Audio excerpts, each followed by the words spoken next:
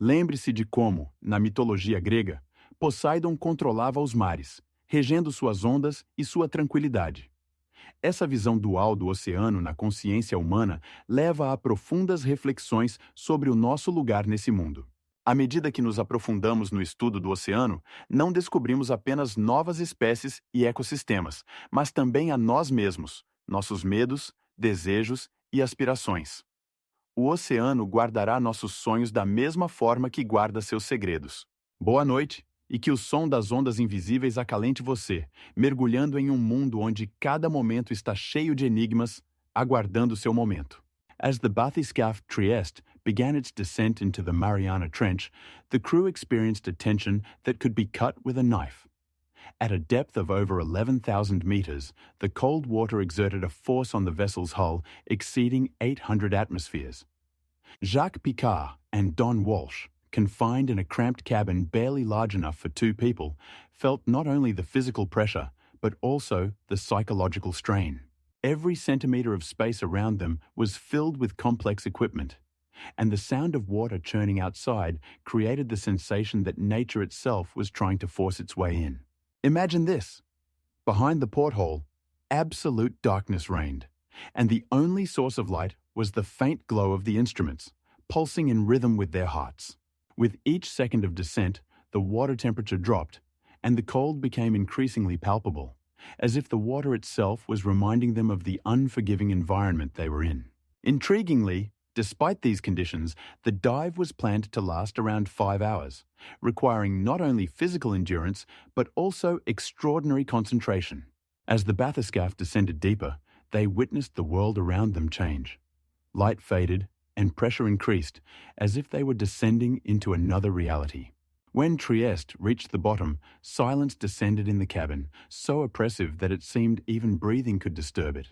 Suddenly, they found themselves in a place where no human had ever been before. At the bottom of the deepest oceanic trench, where the water temperature was a mere 1 degree Celsius. Around them stretched an abyss filled with mysteries and enigmas, and it was there that they saw strange creatures, seemingly unaware of the existence of light.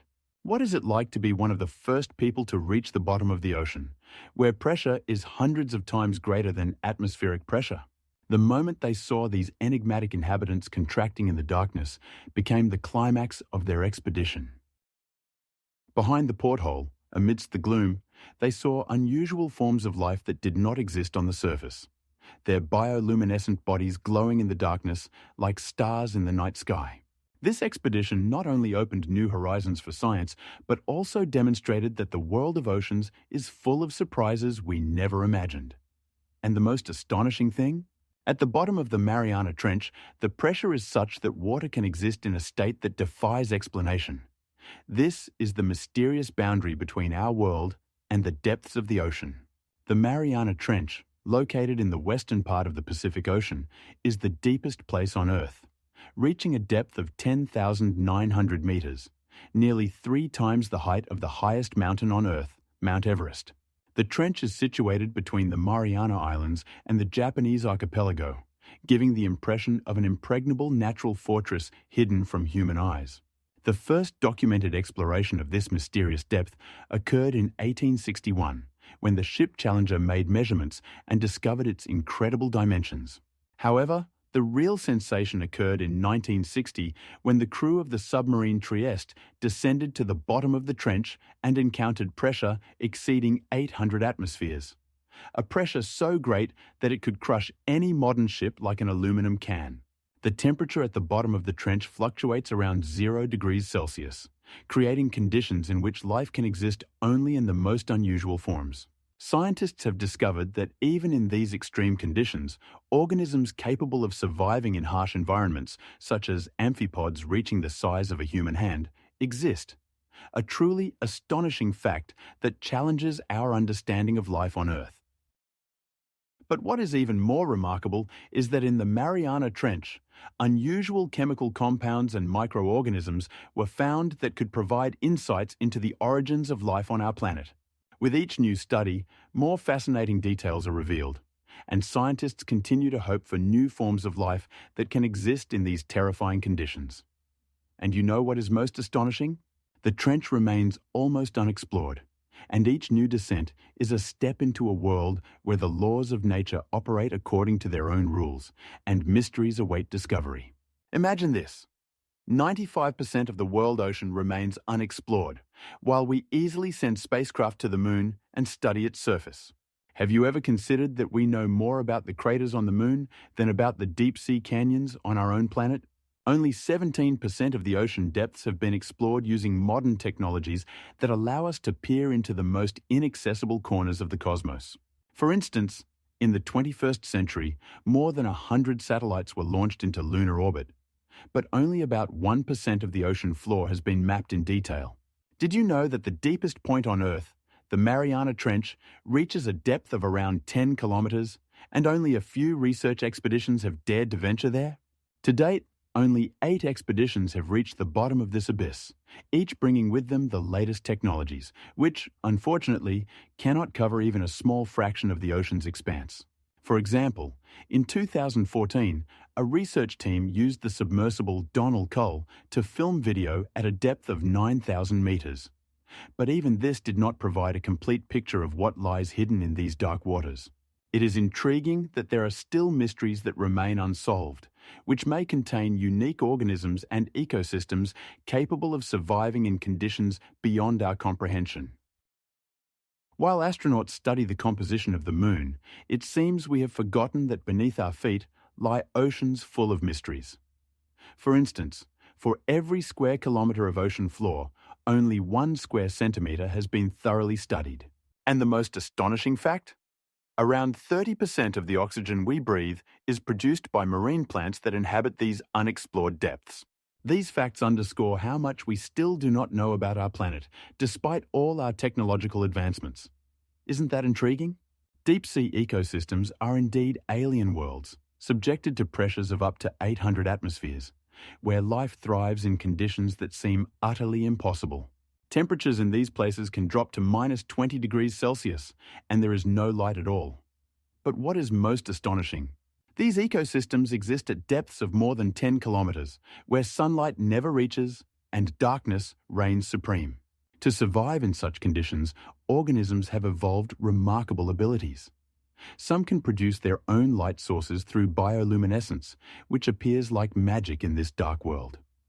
How do they manage to adapt to such extreme conditions? It's all about unique physiological mechanisms that ensure survival. For instance, many creatures possess special proteins that protect their cells from the destructive effects of high pressures. Moreover, they can use chemical reactions to generate energy, allowing them to do without sunlight. This means that their ecosystems do not depend on photosynthesis, as on the surface, but on chemosynthesis, where energy is released as a result of reactions between minerals and organic compounds. Imagine how entire oases of life form around hydrothermal vents, where temperatures can reach up to 300 degrees Celsius. These places teem with microorganisms that, in turn, serve as food for larger organisms. But what is truly shocking? It is known that some deep-sea organisms can exist in a state we would call slow motion. They can go without food for extended periods, even up to several years. These adaptations are not just remarkable. They open new horizons for understanding life on Earth and beyond. Research shows that the depths of the ocean may hold more secrets than we can imagine. Scientific expeditions, such as the Titanic project, which studied the remains of the famous liner, revealed that some organisms reproduce at such depths that we can barely conceive of. In recent years, scientists have discovered that even at depths of more than 6 kilometers, there can be previously unknown organisms that survive in conditions that seem absolutely inaccessible to life. And what is even more intriguing, these deep-sea ecosystems could hold the key to unraveling the secrets of life on other planets. Anglerfish are true masters of survival in the absolute darkness of the ocean depths. Imagine a creature with a bioluminescent lure that glows like a neon sign in a night city. This lure, located at the end of a long filament, attracts prey that has no idea it's about to become a meal for a predator. But that's just the beginning. Anglerfish have an enormous mouth, capable of capturing prey that is 3 times their own size. It's not just a scary sight. Their jaws are filled with sharp teeth that act like hooks, holding the prey in their mouth. So, if you think you have bad table manners, imagine eating something that's bigger than you. But how do they do it? The digestion process in anglerfish is unique. They secrete special enzymes that break down the prey's tissues, turning it into a nutritious mass that they can absorb. This allows them to survive in conditions where food is extremely rare. And now, the most intriguing part, the striking dimorphism between males and females. Male anglerfish are much smaller than females. Their size can be up to 10 times less. They don't even have a full mouth. Instead, they attach themselves to the female's body and use her as a source of nutrition. It's like finding a home and a restaurant all in one. But what's even more shocking, a female anglerfish can carry up to 20 males at once, creating a true colony inside her body. In such conditions, where there's no daylight and food is as precious as gold, these adaptations significantly increase their chances of survival. So, if you ever think that life in the dark is unbearable, just remember these amazing creatures that have made the dark depths their home. And of course, you won't believe how big their eyes can be to see in almost absolute darkness. The diameter can reach 30 centimeters. Giant squids have always been a symbol of the mysterious depths of the ocean, and their first mentions can be found in myths and legends, where they were described as sea monsters capable of sinking ships with their tentacles. These creatures remained a mystery for centuries. Sailors told stories of encounters with them, but there were no concrete proofs of their existence. In the 19th century, as science delved deeper into the study of the oceans, the first real evidence emerged when dead squid specimens were found on the shore in the 20th century, indicating their presence. But this was just the beginning. To truly understand these giants, scientists had to overcome numerous challenges. Studying their behavior and lifestyle was complicated by the fact that giant squids inhabit depths where the pressure is lethal for most animals. In 2018, for the first time, a live giant squid was successfully filmed in its natural habitat, causing a sensation in the scientific community. The filming team, led by Japanese director Naoko Yasuda, used specialized deep-sea equipment to dive to depths of over 1,000 meters. The result was footage showing a giant squid over 10 meters long swimming in its natural waters, hunting fish. Now, imagine these squids with tentacles up to 4 meters long, capable of capturing prey with remarkable precision. Their eyes, as large as a soccer ball, allow them to see in the darkness where most marine creatures cannot survive. But that's not the most astonishing thing. They can change the color of their skin to match their surroundings, making them almost invisible to predators. What's even more incredible is that scientists still can't fully explain how these extraordinary creatures survive in such extreme conditions. And each new discovery only slightly lifts the veil on their life in the ocean's depths. Hydrothermal vents, known as black smokers, are true underwater oases of life that form at the bottom of oceans where tectonic plates diverge. Imagine hot water heated to 800 degrees Celsius bursting out of cracks in the Earth's crust, creating columns of black mineral resembling smokers. These vents not only release water, but also chemical substances like hydrogen sulfide, which become the primary source of energy for unique ecosystems. The most astonishing fact is that around these vents, organisms thrive that do not depend on sunlight. They use chemosynthesis to convert chemical energy into food. This means life flourishes in complete darkness, where sunlight never reaches. These ecosystems include giant worms the size of a person and crustaceans that hunt bacteria and other microorganisms. But wait, there's more. Research shows that such vents can exist not only on Earth, but also on other planets, such as Europa, a moon of Jupiter, where a subsurface ocean might harbor similar ecosystems. Scientists suggest that the formation of black smokers begins when seawater seeps into cracks and is heated under the pressure of the Earth's interior, triggering chemical reactions that result in the formation of minerals like pyrite and basalt. These minerals, in turn, serve as homes for numerous microorganisms. Furthermore, in these conditions, even new species of bacteria have been discovered that can survive in extreme conditions. For example, Microorganisms called Methanopyrus candleri can exist at temperatures around 130 degrees Celsius, challenging our understanding of the limits of life. These discoveries not only expand our knowledge of biological processes, but also open new horizons for the search for life beyond Earth. How many more black smokers are hidden on the ocean floor, waiting to be discovered? Underwater currents are invisible rivers that flow through the depths of oceans, transporting colossal volumes of water over thousands of kilometers. These currents can reach speeds of up to 2 meters per second, allowing them to not only move water, but entire ecosystems. Imagine that there are underwater channels in the ocean acting like giant pumps, regulating the thermal balance of our planet. They carry warm water from equatorial regions to the poles and cold water back, creating a complex network of exchange that maintains climatic stability. For instance, in some ocean areas, the temperature of water can vary from 3 to 28 degrees Celsius, and these temperature changes affect atmospheric phenomena. What impact do you think these hidden flows have on weather in different parts of the world? The influence of underwater currents extends far beyond the ocean. They shape weather patterns and can even change the direction of hurricanes.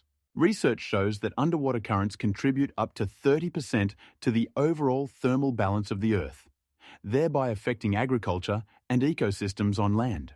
And here is where it gets really fascinating. Some of these currents can maintain their strength for decades, and no one knows how they might change under the influence of climate change. Did you know that the movement of these currents can cause sudden changes in sea levels? This means that even small fluctuations in their flow can lead to floods or droughts in different parts of the world. For example, if the water temperature rises by just 1 degree, it can result in significant changes in the dynamics of the currents. Now imagine how this affects the lives of marine creatures. Some species may disappear, while others may thrive. If you thought these were already shocking facts, here's the most intriguing one. Underwater currents can not only transport heat, but also influence the carbon cycle, absorbing carbon dioxide from the atmosphere. This makes them key players in the fight against global warming. Scientists are still studying how these mysterious rivers form and what factors influence them. Expect to learn more about these invisible flows that govern the climate of our planet in the coming years. The Gulf Stream, a powerful ocean current, forms in the Gulf of Mexico, where water temperatures reach up to 30 degrees Celsius. This current then flows through the Atlantic Ocean, reaching the shores of Europe, where its influence on the climate is particularly strong. Winters become milder and summers more moderate. Remarkably, the speed of the Gulf Stream can reach up to 30 kilometers per hour, moving vast volumes of water, around 36 million cubic meters per second.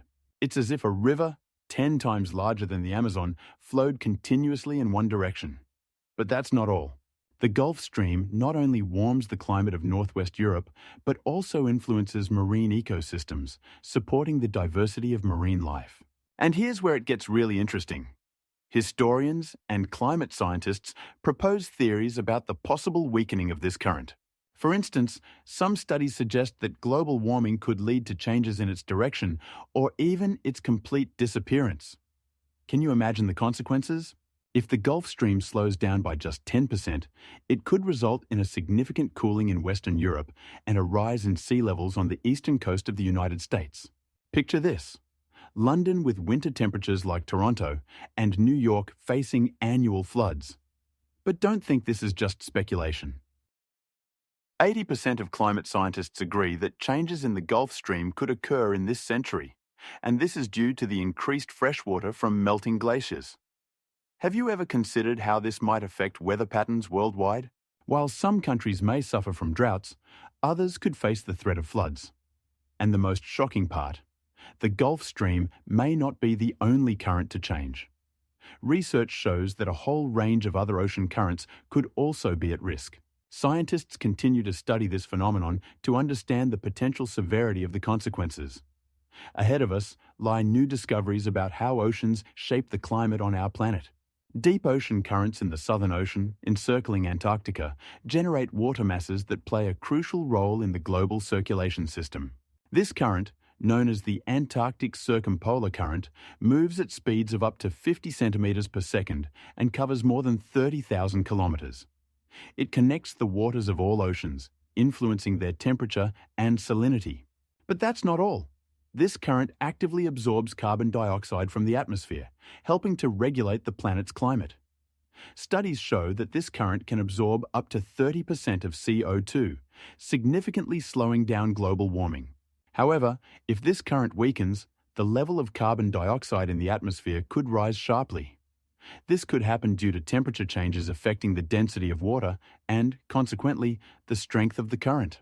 Imagine if the global warming causes the surface water temperature in the Southern Ocean to rise by 1 degree Celsius.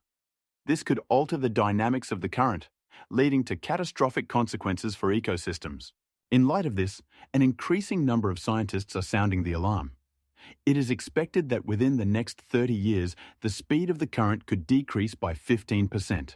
This could result in oceans becoming less effective at absorbing carbon dioxide, leading to an increase in atmospheric CO2 levels.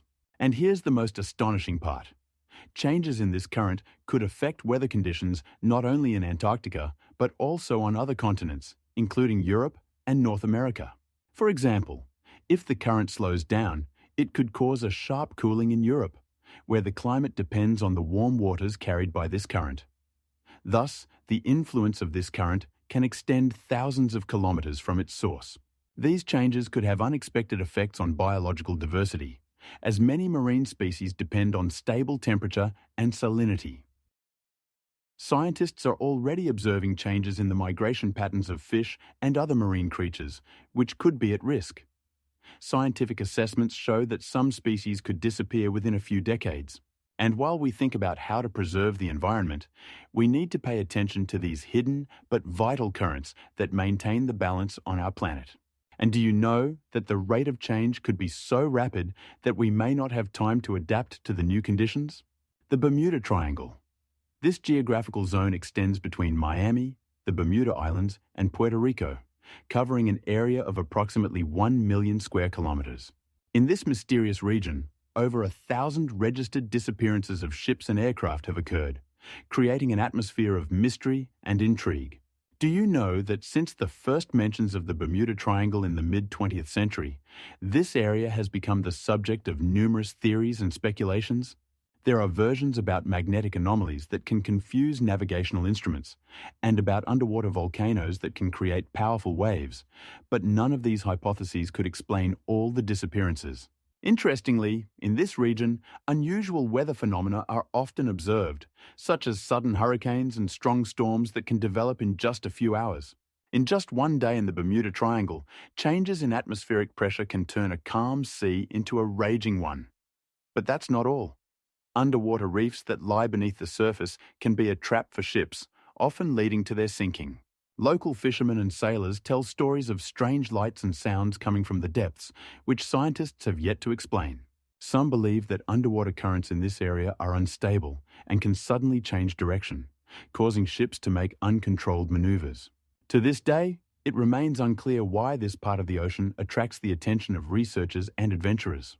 Many books, films, and documentary programs have been dedicated to the Bermuda Triangle, and each time it sparks new debates and discussions. However, despite all this mystery, researchers assert that the probability of a ship disappearing in this region is no higher than in any other part of the ocean. This zone remains a subject of numerous theories and hypotheses, and each new case that occurs here adds more mysteries. In the end, the Bermuda Triangle has become not just a geographical object, but a true cultural phenomenon that continues to captivate people's minds around the world. And did you know? Some scientists suggest that underwater currents may be linked to even stranger phenomena of which we are not even aware. In December 1945, the world witnessed one of the most mysterious disappearances in aviation history. 5 torpedo bombers of Flight 19 never returned from a training flight over the Bermuda Triangle. On December 23rd, the crews of the planes, under the command of Lieutenant Charles Taylor, took off from Fort Lauderdale Air Base to perform training maneuvers. Remarkably, shortly after takeoff, one of the planes, a torpedo bomber, began reporting navigation anomalies. "We've lost our way, and our fuel is running out." These were the last words heard from the pilots, who were unaware of what was about to happen. At the time of the first report, Flight 19 was at an altitude of around 3,000 meters, and the sky was clear. However, when Lieutenant Taylor realized he was trapped, his plane was on the verge of running out of fuel. He made several attempts to contact the controllers, but the radio waves only seemed to intensify the mysterious atmosphere. "We don't know where we are." Search operations began almost immediately after the distress signal was received. Dozens of aircraft and ships, including hydroplanes, were involved in searching for Flight 19 in the vast waters of the Atlantic. The scale of the search operation was staggering. Over 120 aircraft and 20 ships participated, but not a single piece of debris was found. Moreover, on the same day that the torpedo bombers disappeared, another plane, Marshall, also vanished without a trace, adding another layer of mystery to the already complex story. Lieutenant Taylor and his crew were never able to explain what happened. Some witnesses claimed to have seen strange lights in the sky, while others spoke of a fog that enveloped the planes. But this was not all. A few days after the disappearance of Flight 19, search teams found abandoned boats and even personal belongings that could have belonged to the crew members. But none of these findings provided any concrete evidence. As a result of this disappearance, the Bermuda Triangle once again became a focus of attention for enthusiasts of mysteries and conspiracy theories. Some researchers even began to connect this incident with other disappearances in the area. The official report on the incident was never completed, and the fate of Flight 19 remains a mystery that continues to captivate people's imaginations to this day. How many more secrets does the Bermuda Triangle hide, remaining one of the most enigmatic places on Earth? In March 1918, the disappearance of the ship Cyclops became one of the most mysterious cases in the history of the Bermuda Triangle. Imagine, this ship was over 170 meters long, with a displacement of more than 6,000 tons, and carried around 300 people on board, including the crew and passengers. The last known location of Cyclops was in an area about 12 miles from the island of Barbados. What is astonishing is that just a few days before its disappearance, the ship set sail without any signs of distress or problems. No distress signals were received, although communication was fully operational. This sudden disappearance gave rise to numerous theories. Some claimed that Cyclops was a victim of a storm that suddenly hit the ship, but meteorological data did not confirm the presence of strong storms in that area at the time. Others suggested that the ship might have run aground on a submerged rock or been attacked by pirates. But such theories lacked sufficient evidence. No less intriguing was the theory that Cyclops could have been swallowed by a whirlpool, as powerful ocean currents do exist in this part of the ocean. However, this is not all. Researchers began to propose hypotheses about possible mechanical failure or treachery on the part of the crew, which is paradoxical given the high qualification of the team. Over the years, numerous search operations were conducted, but none of them yielded results. Cyclops simply vanished, as if it had never existed. And you know what's even more bizarre? This case was just the beginning of an endless list of mysterious disappearances within the Bermuda Triangle, where, according to some estimates, more than 1,000 ships and aircraft have gone missing. According to one of the most explosive theories, methane releases from the ocean floor in the Bermuda Triangle are not just rumors. Research shows that there are vast reserves of methane beneath the seabed. When methane is released into the water, it creates bubbles that can reduce the density of the water, making it seem as if there is nothing beneath a ship. Imagine the impact on a vessel. It could simply lose its buoyancy and sink quickly. One such area, known as the methane hydrate zone, is located within the triangle's waters and has already attracted the attention of scientists. In the year 2000, a study published in the journal Nature claimed that such releases could be the cause of ship disappearances, as the rate of sinking could be as fast as a few minutes. But this is just one theory. What about magnetic anomalies? In certain areas of the Bermuda Triangle, strange fluctuations in the magnetic field have been recorded, which can confuse navigation systems. In 1982, researchers from the National Oceanic and Atmospheric Administration discovered that compasses can show incorrect directions here, leading to aircraft and ships deviating from their courses, which can sometimes be fatal. But that's not all. Some meteorologists claim that unique weather phenomena, such as tornadoes and extremely powerful storms, occur in these waters, often without warning.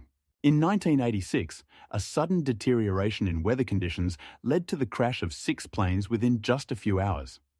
But even this is not the end. Human factors also play a role in these mysterious disappearances.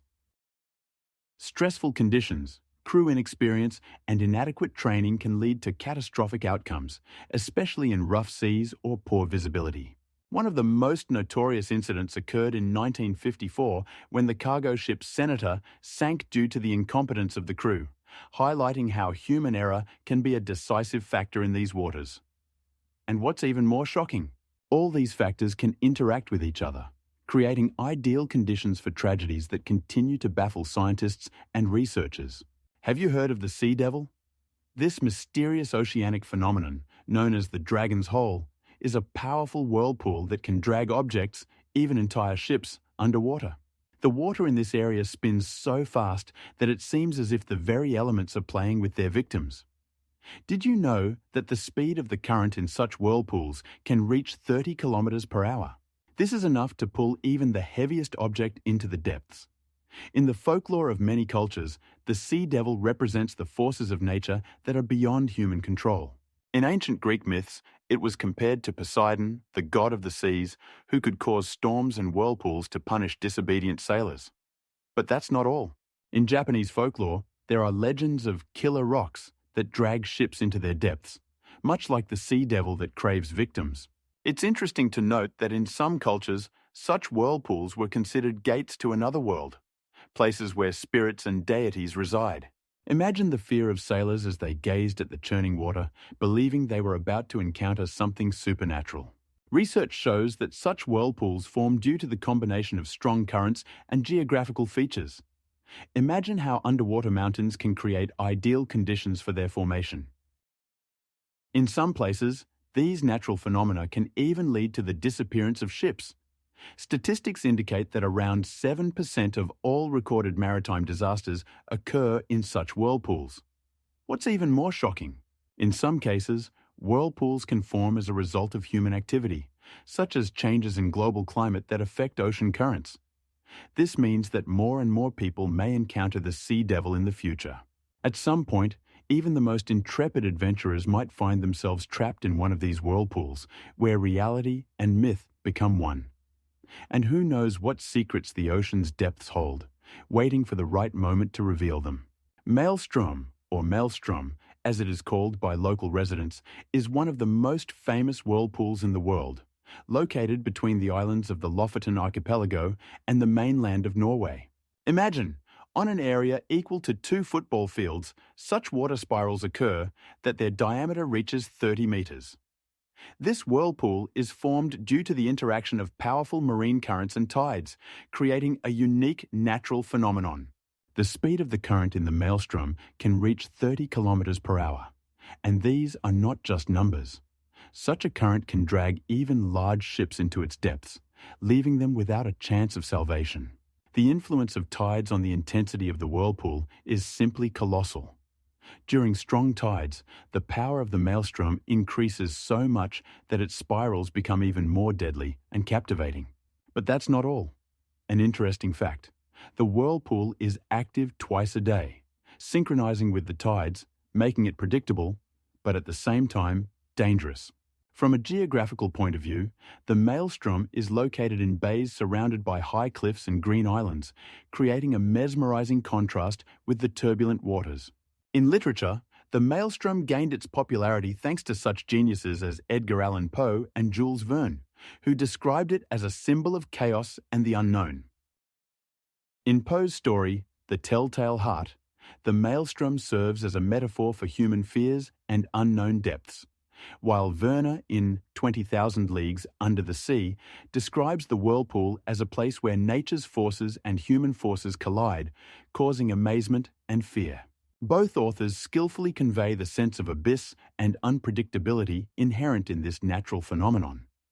But what is even more shocking? The maelstrom is not just a whirlpool. It is an entire ecosystem where rare species of fish and marine animals inhabit, making it not only dangerous but also truly unique on the planet. Naruto Whirlpool, located in a narrow strait between the islands of Awaji and Shikoku, is one of the most powerful marine phenomena in Japan. Imagine this. The diameter of this vortex reaches 100 meters, and the current speed can reach 14 kilometers per hour. But that's not all. On days of full moon or new moon, the forces of the tide and ebb increase, turning the whirlpool into a real force of nature that can pose genuine dangers to inexperienced sailors. The whirlpool forms due to the interaction of intense currents and a narrow strait where the waters of the Sea of Japan meet the currents of the Pacific Ocean, creating ideal conditions for the formation of vortices. What's even more astonishing, on certain days when the tides reach their peak, the force of the whirlpool can be so great that it can pull even small boats into its depths. In traditional Japanese culture, the Naruto whirlpool is shrouded in myths and legends. Local residents believe it is the dwelling place of sea spirits that protect them from misfortune and bring good luck to those who uphold traditions. Every year, festivals are held here, during which local residents perform rituals in gratitude to the spirits, hoping for their favor. Modern tourism around the Naruto whirlpool is also thriving. Every year, thousands of tourists come to see this natural phenomenon with their own eyes, and special sightseeing boats with transparent bottoms allow visitors to observe the whirlpool up close, feeling its power and beauty.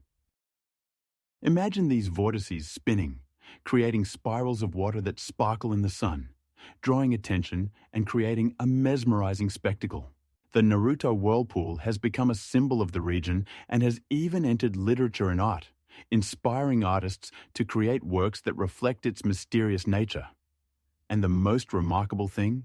This vortex can change its behavior depending on the time of year, making its study even more intriguing for scientists and travelers eager to unravel its mysteries. Saltstraumen in Norway is a whirlpool that astounds with its power. The maximum flow speed reaches 21 knots, which is almost 40 kilometers per hour. But that's not all. The width of the strait where this remarkable phenomenon occurs is only 300 meters, creating an incredible pressure as water passes through it. The whirlpool forms between the islands of Meloy and Vardøysoya, creating a unique natural scene where powerful currents collide with the calm waters of the fjord. Interestingly, the direction of the flow changes twice a day. Every 6 hours, the water changes course, creating not only beautiful but also dangerous whirlpools. What's even more astonishing? These powerful tidal currents play a crucial role in the local ecosystem. They attract vast quantities of fish such as herring and cod, making this area a true paradise for fishermen. It is here, in Saltstraumen, that Norwegian fishermen catch fish that is later served in restaurants around the world. In this whirlpool, there is not only promising fishing, but also an amazing diversity of marine organisms that depend on these currents for their life cycles. Complex interactions between currents and marine flora and fauna create a unique underwater life picture. If you ever find yourself nearby, you should see this spectacle. How water with great force rushes from one sea into another, forming real water giants. And did you know how much water passes through this strait? Every 6 hours, approximately 70 million cubic meters of water pass through Saltstraumen. That's like if every person on Earth drank 1 liter of water every 6 hours. Beneath the surface of the water lie entire cities, known to us only through myths and archaeological discoveries. Imagine what it must be like. Entire settlements submerged at depths of several dozen meters, where life once thrived. These places, swallowed by the sea, may hold secrets that humanity has not been able to decipher over the course of millennia. And what is most intriguing? Some of these submerged civilizations were so advanced that their architecture and technologies still astound modern minds. For instance, how many such submerged cities might there be around the world?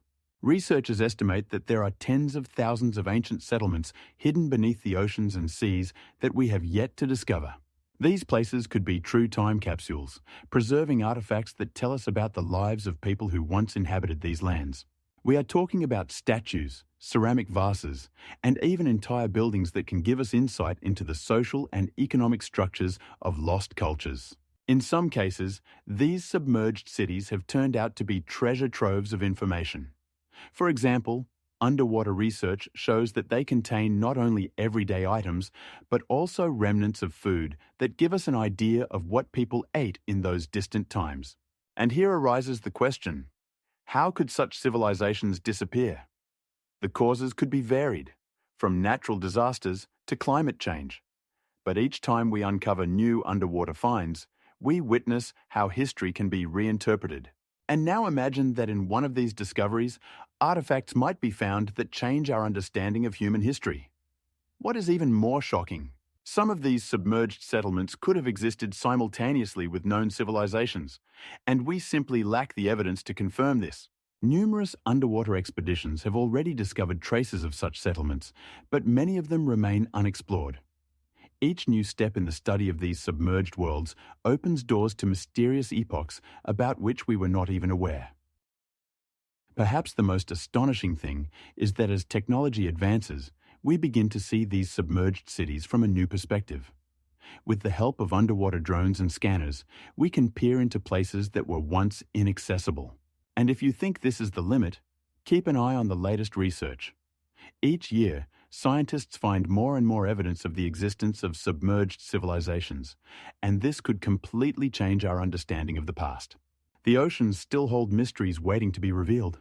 Sunken city of Pavlopetri, off the coast of Greece, is a true archaeological enigma, hiding unique secrets in its depths. Imagine a city, nearly 5,000 years old, lying on the seabed and preserving a clear street plan, as if its inhabitants had left just days ago. Research shows that Pavlopetri has a street system with straight and narrow alleys, as well as plazas, making it one of the earliest known urban structures in the world. Archaeologists have found remains of buildings that were once homes, public buildings, and possibly temples, with stone walls standing up to a meter high. What is truly astonishing? Some of these structures are the same size as modern residential buildings, challenging our notions of life in ancient times. But there's more. Artifacts found in this underwater city provide insight into how its inhabitants lived. Ceramic vessels, tools, and even jewelry. Each of these finds is a window into the past, allowing scientists to reconstruct the daily life and culture of Pavlopetri's residents. For instance, the ceramics found on site indicate a high level of craftsmanship, while various tools suggest that the local people engaged in fishing and agriculture. Now, here's where it gets really intriguing. There are several theories about why this remarkable city ended up underwater. One of the most common explanations is earthquakes. The region where Pavlopetri is located is known for its seismic activity, and some scientists believe that a powerful underwater earthquake could have caused the shoreline to collapse. Other researchers point to a gradual rise in sea level over centuries that could have flooded the city. If you think that's amazing, consider this. Underwater research continues, and each new year brings new discoveries. Water hides not only buildings, but also history waiting to be told. Underwater archaeologists continue to study this mysterious city, and theories are emerging that Pavlopetri could have been a significant trading center, connecting different cultures. It's fascinating that when this city was already established, other civilizations like the Egyptians and Sumerians were just beginning to develop. So, perhaps Pavlopetri will be the key to understanding the connections between ancient cultures that we still don't know about. But that's not all. Nearby, archaeologists have discovered even older structures that could change our understanding of the origins of urban life. The underwater city of Yonaguni off the coast of Japan is a marvel that captivates the imagination. Imagine structures with straight angles and steps hidden beneath the waves, raising questions about their origin. These are not just ruins, but mysterious constructions that some researchers believe could be remnants of an ancient civilization. The largest platform measures 30 meters in length, and some of the projections reach up to 5 meters in height. However, what is truly astonishing is the debate between those who believe in the artificial origin of these structures and geologists who argue for a natural one. Advocates of the artificial origin theory point to clear signs of human creation: straight lines, steps, and platforms that seem too perfect for natural formation. They claim that such symmetrical structures could have been built by ancient people, possibly even before we believe civilizations began to develop. But that's not all. Some researchers even suggest that Yonaguni could be part of a larger network of underwater cities. Nevertheless, geologists insist on the natural origin of these structures. They argue that erosion and tectonic processes could have created such forms over millions of years. For instance, Susumu Nakano from Tokyo University conducted detailed research and concluded that the underwater formations are likely the result of ocean waves and seismic activity. What's even more astonishing is that the depth of the waters around Yonaguni reaches 34 meters, making the study of these structures quite challenging.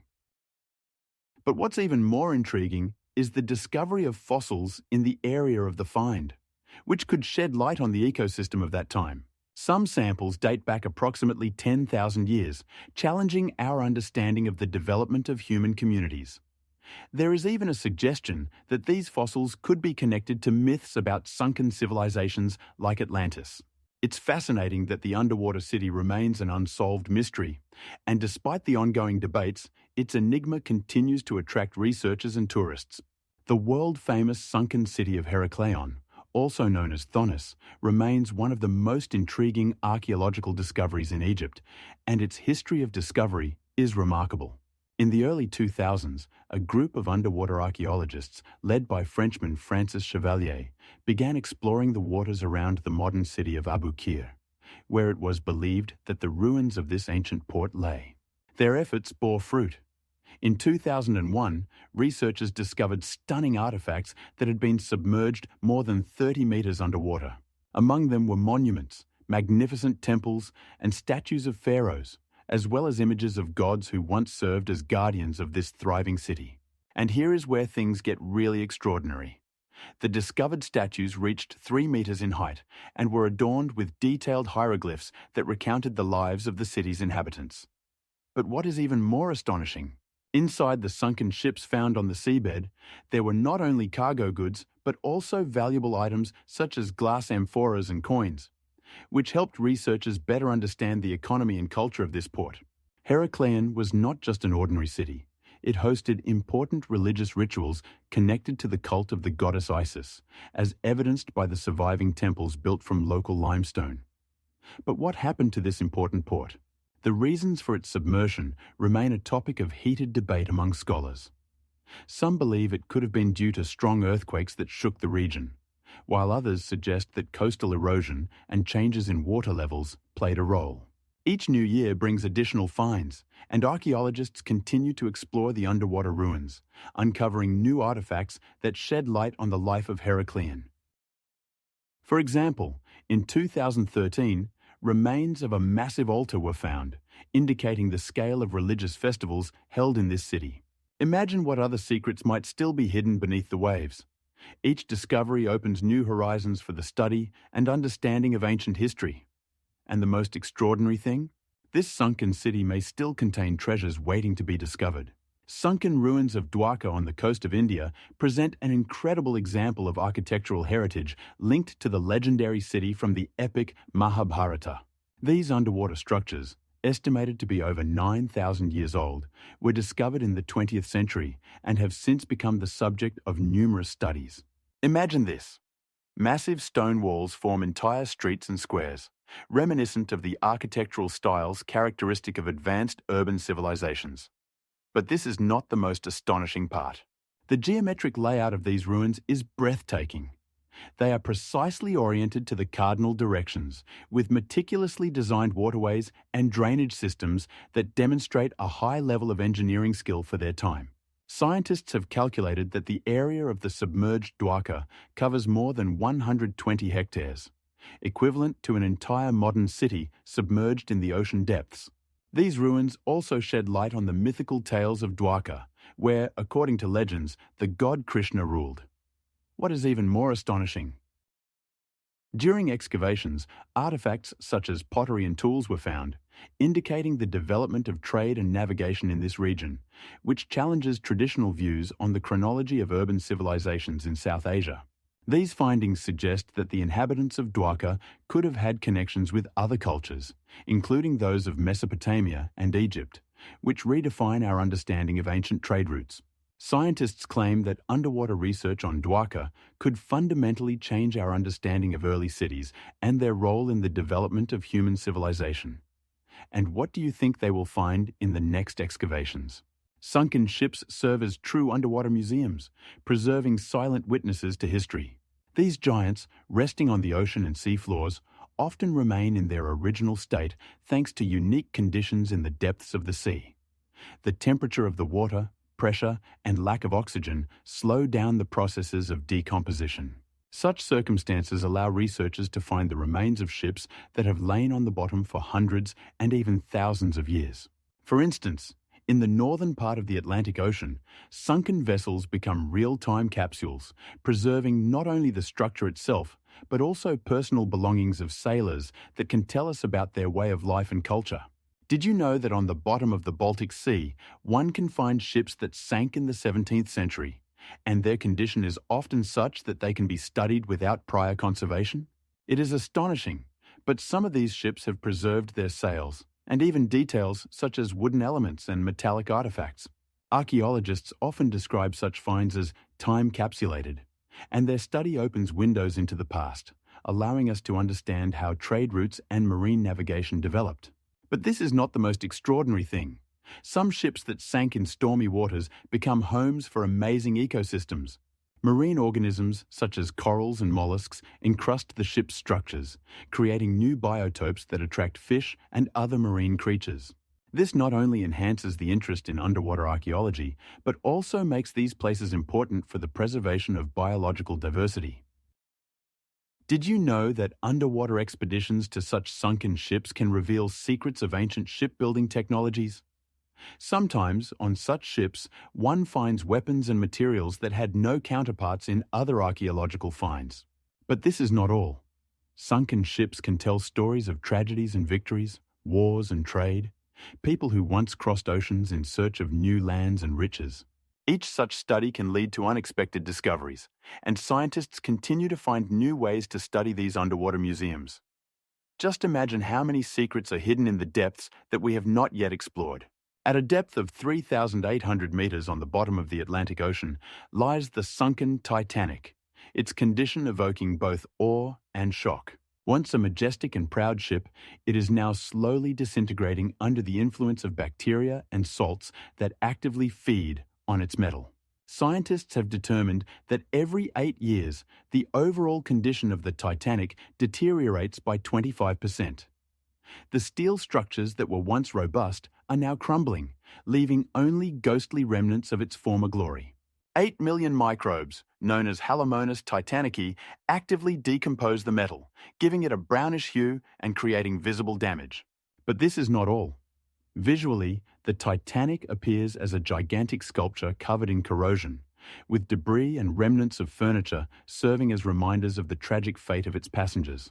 The first expedition to this site was organized in 1985 by Robert Ballard, who used the submersible Alvin and remotely operated vehicles to study the remains of the ship. After this remarkable discovery, his findings became a sensation, and since then, more than 30 expeditions have been made to the Titanic, each bringing new and astonishing discoveries. From personal belongings of passengers to fragments of decoration that have survived for centuries.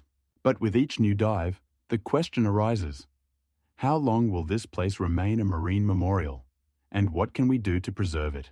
Ethical debates about whether to retrieve artifacts or leave them on the ocean floor are active among scientists and historians. For instance, some argue that the Titanic should be protected as a grave, while others believe that its study can provide unique knowledge about maritime history and technology. 80% of the finds have already been lifted from the ocean, but each of these expeditions sparks debate about how best to honor the memory of the tragedy's victims. And perhaps the most shocking aspect, the condition of the Titanic continues to worsen, and there are fears that within a few decades, only shadows will remain. Laguna Truck, now known as Chuuk, hides a remarkable secret in its waters. A sunken fleet that has become an underwater cemetery for more than 60 Japanese ships, destroyed as a result of Operation Hailstone. This operation, conducted in February 1944, was one of the largest aerial attacks of World War II. Imagine this!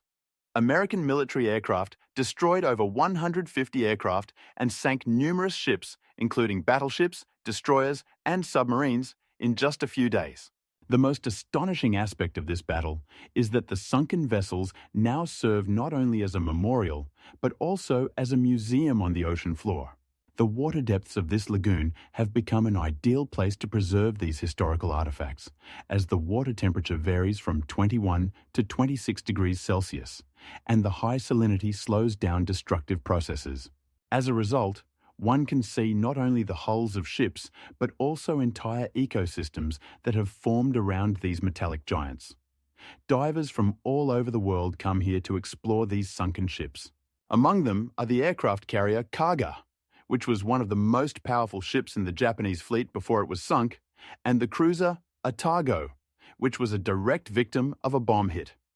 What is even more shocking, on the bottom lie not only ships, but also entire cargo containers with ammunition, which are still in their original state.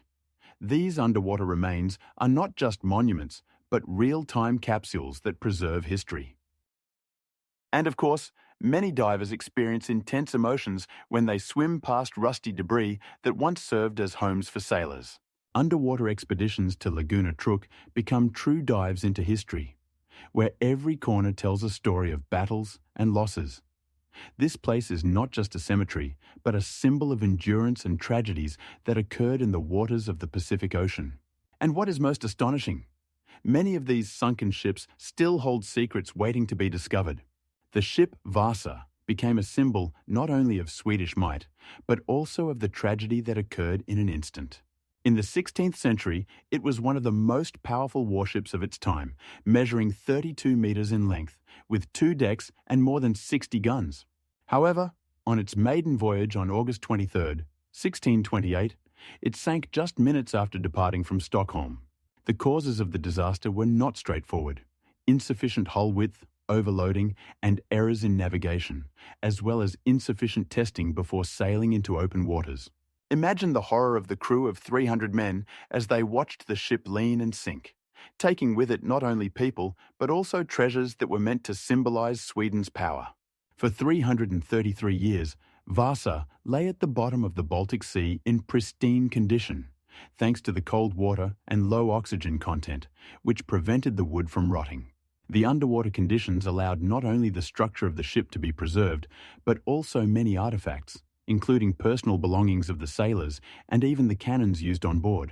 In 1961, a complex process of raising Vasa began, which turned out to be an engineering marvel. A unique system was developed. The ship was wrapped in a special net, and then it was lifted from the water using underwater cranes and pneumatic lifts. This process took 3 years. After the raising, conservation work began, which included treating the wood with special chemical compositions to prevent rotting and preserve the details. 8 years of meticulous effort ensured that the ship would be preserved for future generations. What is even more remarkable, Vasa is not just a museum exhibit. It is a whole world that tells the story of an era when naval battles determined the fates of nations. At a depth of approximately 42 meters in the Aegean Sea in the year 1901, divers exploring a shipwreck near the island of Antikythera discovered treasures that revolutionized our understanding of ancient Greek civilization. This ship, which likely sank around the beginning of our era, was laden with luxurious items, statues, coins, and ceramics that were masterpieces of art at the time. Imagine this. Among the finds were bronze statues up to 2 meters tall, each worth a fortune, and more than 2,000 coins dating from different periods, indicating extensive trade in those times.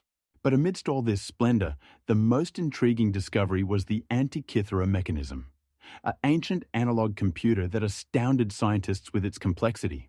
It consisted of more than 30 bronze gears and was used to predict astronomical events such as solar and lunar eclipses. What's astonishing? This mechanism was created around 1,000 years before similar technology appeared in Europe. Its complexity and functionality challenge our notions of technological progress in the ancient world. The mechanism could accurately track the movements of planets and even calculate the dates of the Olympic Games. This discovery caused a stir among historians and archaeologists, forcing them to re-evaluate the level of knowledge and engineering skill of ancient Greeks. The restoration of the mechanism took decades, and scientists continue to study it, trying to unravel all its secrets. Today, we know that such devices were used not only for astronomy, but also for navigation, making them crucial for understanding seafaring in the ancient period. As a result of the discoveries related to the Antikythera shipwreck, we began to realize that ancient civilization possessed more advanced technological capabilities than previously thought. And the most remarkable thing? This mechanism remains the only known device of its kind, leaving behind numerous questions about other possible inventions that may have been lost to time. Have you ever heard of ghost ships? These mysterious vessels that sail the seas without a crew are shrouded in folklore and legends passed down through generations. Imagine this. A sudden fog appears on the horizon, and before you stands a ship that seems abandoned yet continues to ride the waves. These tales penetrate the minds of sailors, evoking both fear and awe. But what causes such myths to arise? Studies show that in the conditions of long voyages, when sailors face solitude and isolation, their minds can create images that form the basis of legends. For instance, many sailors, observing unusual light phenomena or strange shapes in the fog, might interpret them as the ghosts of lost comrades or omens of doom. In different eras, these stories served not only for entertainment, but also as moral lessons, warnings about the ocean's dangers and unpredictability. In some cultures, ghost ships were seen as symbols of unfinished business or unfulfilled duties of their crew. In such cases, sailors believed these ships would roam the seas until their souls found peace. Intriguingly, many sailors who claimed to have seen such ships described them with details that matched, even if they had never met. These stories contain elements reminiscent of distant times when seafarers were conquerors and explorers, discovering new lands. These myths have become an integral part of maritime culture, inspiring artists, writers, and filmmakers to create images that continue to captivate the imagination. There are even studies that show many maritime legends share common elements, such as the appearance of strange lights or mysterious sounds, making them even more appealing to subsequent generations. And the most astonishing fact? Over the centuries, more than 30 cases have been documented where ghostly ships were the cause of mysterious disappearances of crews, leaving behind only questions and mysteries. The Flying Dutchman is not just a ghost ship, but a true legend that emerged in the 17th century and continues to stir the minds of people to this day. This story begins with Captain Hendrik van der Decken, who, according to legend, insulted sailors during his voyage to the Cape of Good Hope and incurred the wrath of the heavens. Now comes the intriguing part. It is believed that he made a deal with the devil, resulting in his ship being doomed to eternal wandering across the oceans. Imagine this ghost ship, surrounded by glowing lights, appearing on the horizon, instilling fear and awe in sailors. Over the centuries, more than 100 cases have been recorded where sailors claimed to have seen the Flying Dutchman. These encounters were described as vivid glowing lights, with the ship itself appearing as a spectral silhouette that would vanish as quickly as it appeared. But what is the true cause of this legend? Some researchers argue that a real ship did exist and was wrecked, with its story embellished over time. There is also a version that Captain van der Decken was a notorious smuggler, adding more intrigue to his character. This story has not only spread across the seas, but has also found its way into literature. Did you know that the Flying Dutchman has inspired writers such as Washington Irving and even Richard Wagner, who created an opera based on this legend? The music about the spectral ship has become a part of culture, and it's not surprising given that it weaves themes of love, betrayal, and eternal redemption. Cinema has also not remained indifferent. In the year 2000, the film Pirates of the Caribbean, The Curse of the Black Pearl was released, where the Flying Dutchman became a significant part of the plot. And here comes the truly bizarre. According to legend, anyone who sees this ship is doomed to death or madness. This fateful destiny led sailors to fear even mentioning its name, considering it a bad omen. But that's not all. For centuries, researchers have tried to find evidence of the Flying Dutchman's existence, and in 1820, a group of scientists even conducted an expedition in search of this myth in the waters off the South African coast. What's even more shocking? On one of the islands, Ancient maps were found, marking the location of the presumed sunken Flying Dutchman, adding another layer of mystery to this story. These maps contain unusual symbols and inscriptions that have not yet been deciphered. In the Atlantic Ocean, in November of 1872, the ship Maria Celeste was found, which continues to raise many questions to this day. What is astonishing?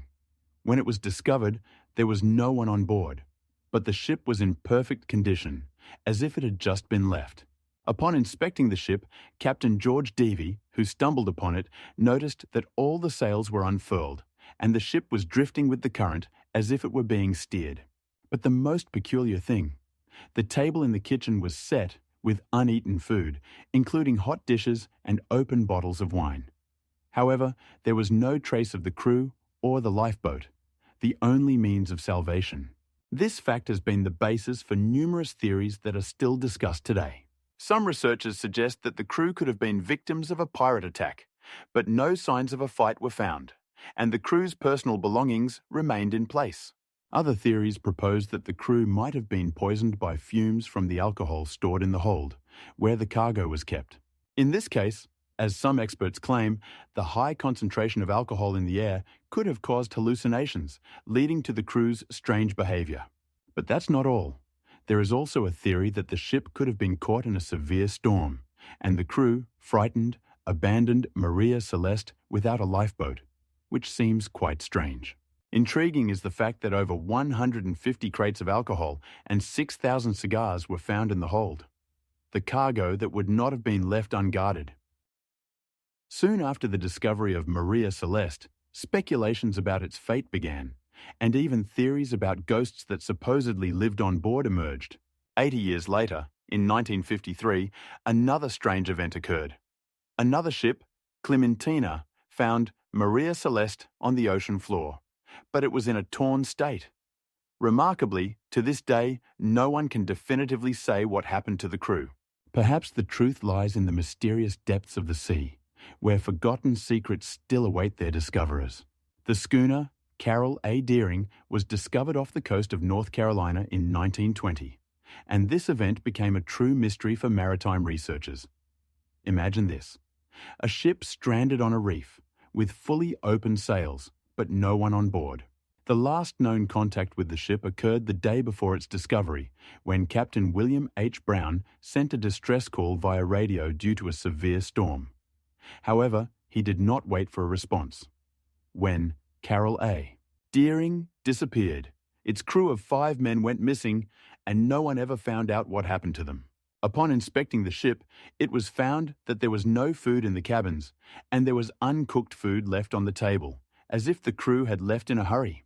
Remarkably, tools and personal belongings of the sailors were found on board, adding to the mystery. A comprehensive investigation initiated by the government of the United States covered many aspects, from attempts to find survivors to studying possible causes of the disappearance, including mutiny, piracy, and even a connection to the Bermuda Triangle. One of the most popular theories suggested that the ship was a victim of pirates who might have taken the crew. However, no witnesses confirmed this, and no traces of freedom fighters were found. But that's not all. Some researchers suggested that Carroll A. Deering could have been drawn into the mysterious waters of the Bermuda Triangle, known for its unexplained disappearances. Could the ghosts of the sailors have remained on board, waiting for rescue? Scientific research could not provide a definitive answer, but legends about this ship continue to live on. Once, during an investigation, the ship was examined using underwater cameras, and according to the reports, other objects were seen on the ocean floor that could belong to the missing sailors. 80 years later, in 2003, a new attempt was made to unravel the mystery. Researchers found that part of the ship's hull was gradually deteriorating, but some elements were in surprisingly good condition. In one of the old photographs, it is visible that the sails of the ship were perfectly taut, as if it was preparing for a voyage. Now imagine that each detail of this ship could tell its own story. Ultimately, despite numerous investigations and research, Carroll A. Deering remains an unsolved mystery, and many continue to wonder, what really happened to the crew, and what secrets does this ship hide? In recent years, the world has witnessed numerous enigmatic cases of ghost ships being discovered, which both fascinate and raise many questions. For instance, in 2007, a yacht named Scottsville was found drifting off the coast of Australia without a crew. When rescuers reached it, they found no one on board, and the ship appeared to have been abandoned in haste, with food still on the table. Each of these incidents prompts us to ask, how could this happen? Let's consider even more mysterious findings, such as the North Korean ghost ships that regularly wash up on Japanese shores. In 2017 alone, more than 30 such cases were recorded.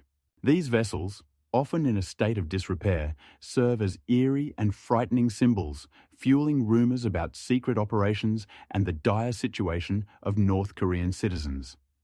But what lies behind these discoveries? Mystical interpretations often lead to theories about ghostly mariners or lost souls wandering the ocean. However, reality may be much more mundane. Many researchers point out that such ships can be the result of ordinary maritime accidents, leaving vessels without crews. For example, hurricanes, storms, and other natural disasters can cause crews to abandon their ships, leaving them to the mercy of the sea. Moreover, the high probability that these ships experienced crew mutinies or even desertions underscores that many of these findings have rational explanations. The question arises, how do ships that should have been fully crewed become ghostly vessels drifting the seas? Some of them may have been abandoned due to illegal activities or attempts to evade authorities. In 2018, a North Korean fishing trawler was discovered in Japan with the bodies of 8 men on board, likely defectors from their country. This once again confirms that each case requires a detailed analysis and may conceal more complex stories than initially appears. What is truly shocking is that among these ghost ships are vessels built for military operations, and their appearance may be linked to various geopolitical games. For example, in 2016, a ship with military insignia was found in Japanese waters, clearly not abandoned by chance. In each of these cases, there are deeper and more complex questions about the fate of people and the fate of the ships themselves, which continue to captivate and frighten. Marine monsters have always captivated humanity, inspiring both fear and awe. Imagine the boundless expanses of the ocean, concealing mysteries that await their moment to be revealed. For centuries, from ancient civilizations to modern adventurers, seas and oceans have been the source of countless myths and legends. Even the most intrepid explorers who conquer the ocean depths sometimes encounter inexplicable phenomena. For instance, in the 18th century, sailors often reported encounters with gigantic creatures that would seize their ships, leaving only fragments of memory. Such tales fueled imagination, creating images of beings capable of tearing a ship apart with a single powerful movement. Interestingly, in ancient Greek mythology, the sea was associated not only with gods, but also with monsters whose fate was linked to entire cities. Fear of deep-sea creatures served as the basis for numerous artistic works, from poetry to painting. The 18th century brought us Moby Dick, a symbol of humanity's struggle against the unknown, where the white whale embodied all the fears associated with the sea. Who hasn't heard of the legends of the Loch Ness Monster, which, despite the lack of evidence, continues to draw the interest of tourists and cryptozoologists? These stories reflect not only the fear of the unknown, but also the desire to unravel the mysteries hidden beneath the water's surface. During storms, the sea reminds us of its power, and each wave seems like a warning. In the 20th century, scientific research began to dispel some myths, but with each discovery, new mysteries emerged. For example, in the year 2000, researchers found organisms in the Mariana Trench capable of surviving extreme conditions, rekindling interest in possible creatures living in the deep ocean. Thus, even in the age of science, fears and fantasies about marine monsters have not disappeared. They have merely transformed, remaining alive in the human consciousness. These silent depths continue to stir the imagination, reminding us that human curiosity, more than ever, seeks to unravel the secrets that may never be revealed. And what is even more intriguing, each year, scientists discover new species living in the ocean depths, and who knows what other monsters are waiting for their moment to astonish us with their existence. Kraken, the sea monster of ancient lore, is actually a reflection of human fears of the unknown. Scandinavian legends depict it as a giant squid that could rise from the ocean depths to destroy ships, leaving behind only the abyss and terror. But did you know that such myths could be based on real observations? For instance, some researchers suggest that descriptions of the kraken might have originated from encounters with giant squids, which can reach lengths of over 14 meters. These creatures, like the kraken, inhabit the deep sea and remain a mystery to science. An intriguing coincidence. In the 18th century, Swedish naturalist Carl Linnaeus described Cephalothrisa, believing it could be the real kraken. But that's not the most astonishing part. In literature, the kraken has been reborn thanks to works like 20,000 Leagues Under the Sea by Jules Verne, where it is portrayed as a sinister and powerful creature capable of swallowing entire ships. Verne, using his knowledge of marine biology and mythology, created an image that became an icon among sea monsters. And now, imagine this. In the 20th century, the kraken became a symbol in the film industry, where it was depicted as a terrifying and powerful creature that could even strike fear into the hearts of the bravest sailors.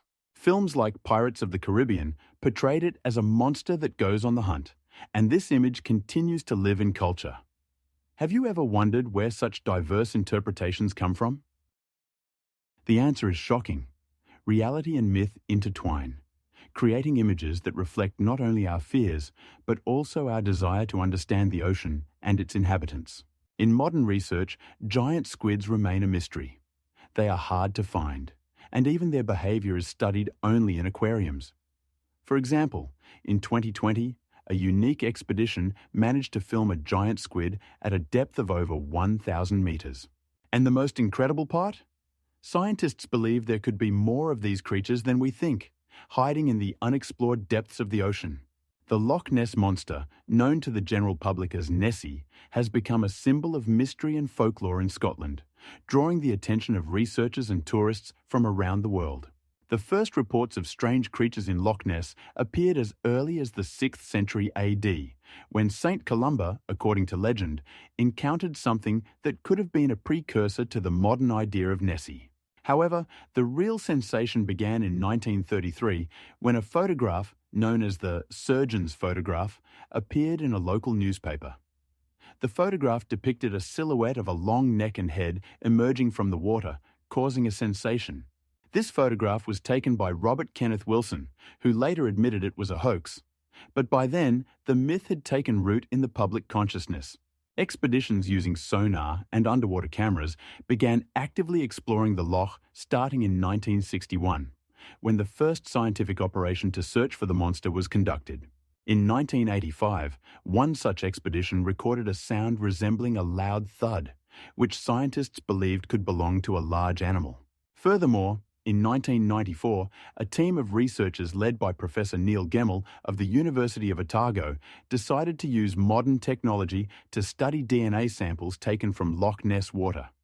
And what did they find?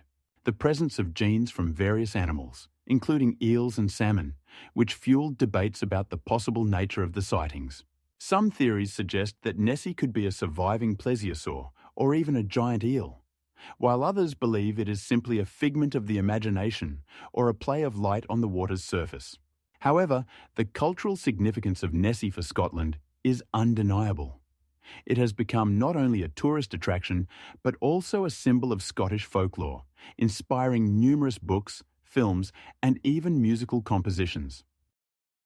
Every year, hundreds of thousands of tourists visit Scotland in the hope of seeing this mysterious creature, contributing millions of pounds to the region's economy. The Loch Ness Monster remains one of the most prominent and discussed cryptids of the modern era, and its mystery continues to captivate people's hearts. But did you know that even in the 21st century, new searches and investigations continue, each of which could reveal something extraordinary? Among sailors of the 18th and 19th centuries, there were legends about sea serpents that captivated the imagination and inspired fear. One of the most famous incidents occurred in 1848 when Captain John Meredith of the HMS Daedalus reported sighting a mysterious creature off the coast of the island of Deacon. His crew claimed to have seen a long, serpent-like creature swimming on the surface of the water. According to the sailors' descriptions, the creature was over 30 meters long, with a smooth, shiny scales that shimmered in the sunlight. Similar sightings were not isolated. In 1825, sailors on board the Sandwich sloop observed a similar creature, described as long like a ship, with a head resembling a sea lion. But do you know that many of these stories could have been the result of optical illusions? Scientific hypotheses suggest that in 1938, an event occurred that shook the scientific world. A coelacanth, thought to have been extinct for over 65 million years, was caught off the coast of southern Africa. This discovery was a true sensation. Imagine that scientists studying the fossilized remains of a coelacanth believed its existence to be only in the distant past. Suddenly, here was a live specimen, measuring up to a meter in length, with a muscular fin structure reminiscent of the limbs of terrestrial animals. The shock of this discovery was so great that many scientists were unable to believe their eyes and considered it a figment of imagination or a mistake. However, photographs and descriptions made by researcher Margaret Long quickly spread around the world, and soon scientists from all corners of the globe were drawn to the coelacanth. How could this be? This species was a living testament to evolution, a living fossil that had survived to our time, challenging many theories about the extinction of species and their development. Scientists began conducting detailed research to understand how coelacanths could have survived while most of their relatives had long since disappeared. The research revealed that these fish inhabit depths of up to 400 meters and prefer dark, cold waters, which protect them from changes in ecosystems. But this discovery was not only astonishing to scientists, it also raised the question of how many more creatures, thought to be extinct or unknown, might be hiding in the unexplored depths of the oceans.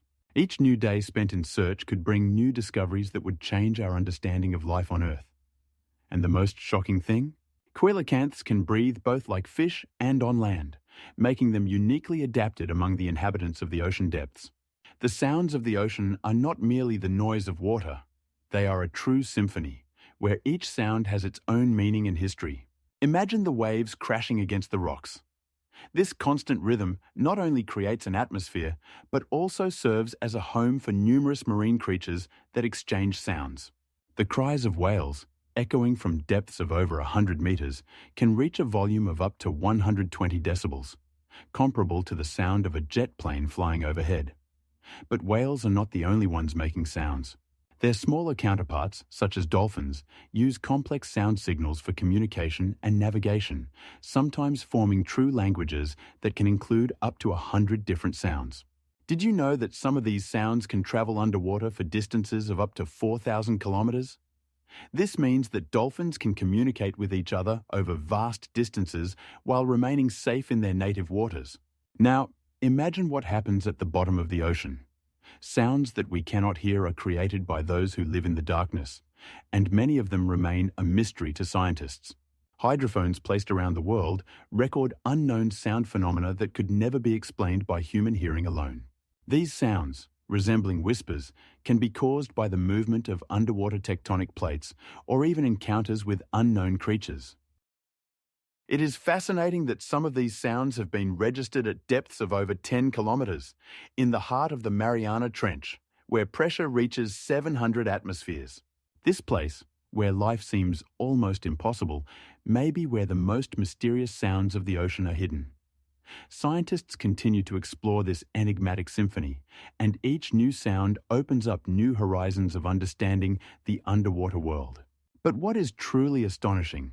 Some of these sounds, recorded in recent years, still lack explanation and make us wonder, what lies in the abyss that we have not yet explored? The bloop, a phenomenon that continues to baffle scientists and researchers even today. Recorded in 1997, this sound has an extraordinarily low frequency, oscillating around 14 Hz, making it almost inaudible to the human ear but easily detectable by powerful hydrophones. However, that's not all. Its amplitude reaches unprecedented levels, causing seismic sensors to react as if a massive movement were occurring in the ocean. Geographically, the sound was detected in the southern part of the Pacific Ocean, approximately 3,000 kilometers from the coast of South America. And here's where it gets most intriguing. Scientists still cannot agree on the origin of this sound. One theory suggests that it could be caused by an unknown type of whale that produces such deep sounds for communication or navigation. Imagine a giant whale up to 30 meters long surfacing to take a breath and then diving back down, producing a resonating sound that travels hundreds of kilometers. But this is not the only theory. Some researchers claim that the sound could be caused by an underwater volcanic eruption, where magma colliding with water creates sound waves that can have such low frequencies. What's even more astonishing, scientific data indicate that the sound may be linked to tectonic movements in the Earth's crust, prompting us to consider what other mysteries may lie beneath the ocean's surface. Remarkably, some hypotheses even suggest that the sound could be related to the activity of underwater fault lines, which could generate powerful sound waves similar to those recorded during earthquakes. Regardless, the bloop remains one of the most mysterious sounds ever recorded, and researchers around the world continue to study its nature in an effort to unravel the mystery that could change our understanding of underwater ecosystems and their inhabitants. Each new analysis of the sound opens up new horizons, and perhaps one day we will understand what exactly lies behind this enigmatic anomaly. The whistle of Julia is one of the most mysterious sounds ever recorded in the ocean and has become a sensation among scientists. Its unusual acoustic characteristics immediately caught the attention of researchers. The sound recorded by hydrophones has a frequency of around 36 Hz, making it a low-frequency sound and distinct from many known biological sounds, such as whale songs or the sounds made by marine mammals. Imagine a sound that lasts for 8 minutes, periodically repeating with an interval of around 20 seconds. This creates the sensation of a rhythmic breathing of the ocean, but the source remains completely unknown. Scientists immediately began to ask questions. How could such a sound have originated? Some hypotheses link it to underwater volcanic activity or the movement of glaciers, but none of these explanations fully account for its nature. Moreover, the uniqueness of Julia's whistle lies in the fact that other known sources, such as earthquakes or marine animal activity, cannot be associated with its characteristics. This creates a real puzzle for researchers trying to determine what or who is behind this mysterious sound. Some experts even suggested that it might be the result of interaction with unknown underwater objects, but no evidence has been found to support this. What is even more shocking? The sound continues to be recorded by hydrophones even today, which casts doubt on many theories about its origin. While other sounds, including those of whales and dolphins, have clear biological origins, Julia's whistle remains in the shadows, intriguing with promises of new discoveries. Research continues, and scientists hope to unravel this mystery in the future, which could change our understanding of underwater sounds and ecosystems. But here's a fact that makes you think. Over the past 20 years, the sound not only has not disappeared, but has also changed its characteristics, raising new questions about its nature and possible sources. The enigmatic signal, known as the uplift signal, was detected in the Indian Ocean in 1997 and continues to raise numerous questions. This sound, which traveled through oceanic depths, is distinguished by its unique characteristics. Its frequency increases rapidly, reaching a peak in just a few seconds. Imagine the sound gradually growing louder, as if someone is tuning a radio, until it becomes clearly audible. The duration of this phenomenon is only a few minutes, but its impact on oceanic research is still felt today. Geographically, the signal was recorded in an area known as Uplift Point, located near the island of Mauritius. This unusual place is famous for its seismic activity. However, many scientists question whether this is indeed related to underground movements or if the signal has a biological origin. One of the most intriguing theories suggests that this sound could have originated from deep-sea creatures about which we know nothing. For instance, giant squids, which inhabit great depths, may produce sounds that we have not yet learned to recognize. But that's not all. Some researchers propose that the signal could be linked to underwater volcanoes that erupt with great force, generating sound waves that can travel long distances.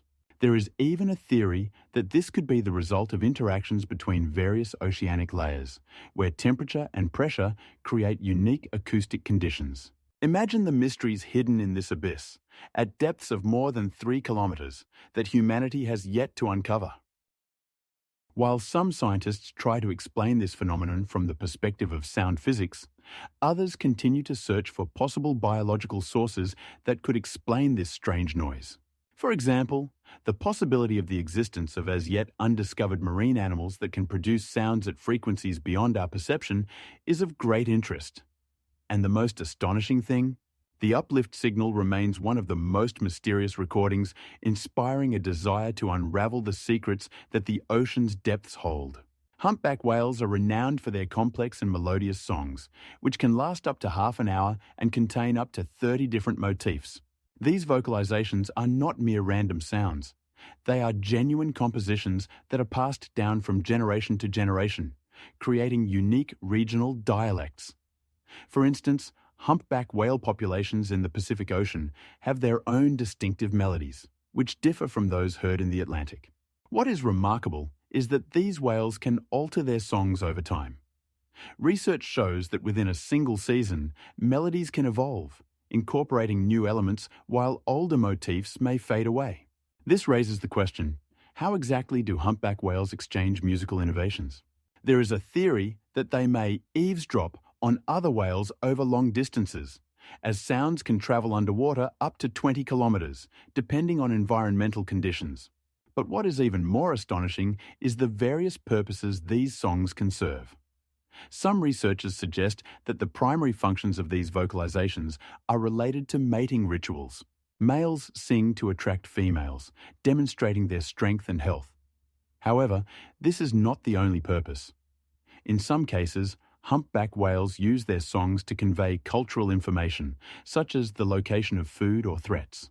This opens up intriguing perspectives on how these marine mammals interact with each other and create complex social structures. Do we know all the meanings of their songs? There is a hypothesis that they may even help whales find each other during migration, using sound signals to stay connected over long distances. Furthermore, these melodies can change depending on the time of year, adding another layer of complexity to their bioacoustic communication. In some regions, humpback whales may sing in one style for several months before switching to a completely different one, highlighting their ability to adapt to changing conditions. Research shows that even differences in water temperature can affect their singing, making us even more intrigued by their world. As we continue to study these enigmatic creatures, their songs remain one of the most captivating aspects of their lives, opening new horizons in understanding their behavior and social bonds. Deep-sea anomalies are mysterious phenomena observed at great ocean depths, challenging our understanding of marine ecosystems. Imagine this. Underwater vehicles and autonomous submersibles record incredible data that seems to defy logic. For instance, instruments designed to study the seafloor sometimes detect sounds that cannot be attributed to any known marine creature. These sounds, often described as hums or cries, raise questions about their origins. And this is just the beginning. One of the most shocking aspects of deep-sea anomalies is that in certain locations, water temperature rises to levels that do not match the surrounding environment, as if underwater volcanoes are active, but their activity remains a mystery. Did you know that in deep ocean trenches there exist unusual electrical fields that cannot be explained by known physical laws? Scientists suspect these may be the result of yet undiscovered geological processes occurring on the ocean floor, but there is no proof. Now imagine that underwater cameras discover strange, luminescent formations that change color and shape as if on their own, and bear no resemblance to known bioluminescent organisms. This discovery raises more questions than answers. How is this possible? What do they mean? Scientists spend hours analyzing data collected by highly sensitive detectors and microphones, but each new discovery only adds layers to this unsolvable puzzle. In some cases, images taken by underwater robots show structures that appear artificial, but there is no evidence that humans have ever been to these places. Often, researchers encounter artifacts that resemble ruins but cannot be attributed to any known civilization. And the most astonishing thing? In some parts of the ocean, deep trenches are found that do not match any geological maps, and their origin remains a mystery to most scientists. These enigmatic anomalies create an atmosphere of scientific mystery, making us wonder what else is hidden in the unexplored depths of the oceans. What is the origin of these phenomena? Scientific research continues, and each new discovery may shed light on yet unsolved mysteries. The object known as the Baltic anomaly was discovered on the bottom of the Baltic Sea in 2011 and immediately attracted the attention of scientists and adventurers. Its shape remarkably resembles the Death Star from Star Wars, a circular disk with a diameter of about 100 meters, a flat top, and slightly convex edges. But the most intriguing aspect is the strange traces leading to this object, which appear to have been left by some giant creature or machine. They stretch for several dozen meters from the anomaly, giving the impression that this place was once actively used, but by whom and for what purposes remains a mystery. As researchers approached the object, they noticed anomalies in the operation of electrical equipment. The instruments showed malfunctions, and the compasses behaved as if someone was deliberately throwing them off course. While some scientists suggest a natural origin for the anomaly, such as the result of geological processes, others are convinced that it is evidence of extraterrestrial intervention or a sunken technology left behind by an ancient civilization. The debate between the two viewpoints is heating up, as each side presents its arguments. Some point to natural formations, while others insist that such geometric structures could not have formed without human or alien intervention. Now imagine that in 2012, underwater archaeologists from Sweden and Finland began studying this object. But each attempt to examine it in detail encountered unpredictable problems. In some cases, equipment simply refused to work near the Baltic anomaly, leading researchers to wonder if there might be some kind of extraterrestrial energy at work. And what's even more astonishing, in some photos taken by underwater vehicles, strange protrusions and indentations on the surface of the anomaly can be seen, which do not correspond to any known geological formation. These details add another layer of intrigue to the already complex story, and each new fact only fuels the interest in this mysterious object, which continues to be one of the most discussed topics in scientific circles and among lovers of mysteries.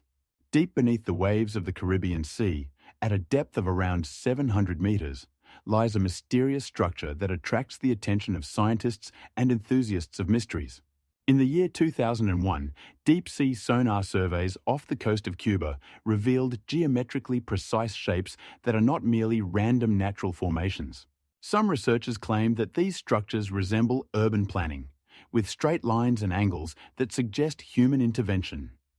The discovered elements include platforms and depressions that could indicate the presence of buildings. But how could such constructions end up on the ocean floor? The age of these formations sparks heated debates. If they were indeed made by humans, when did this occur?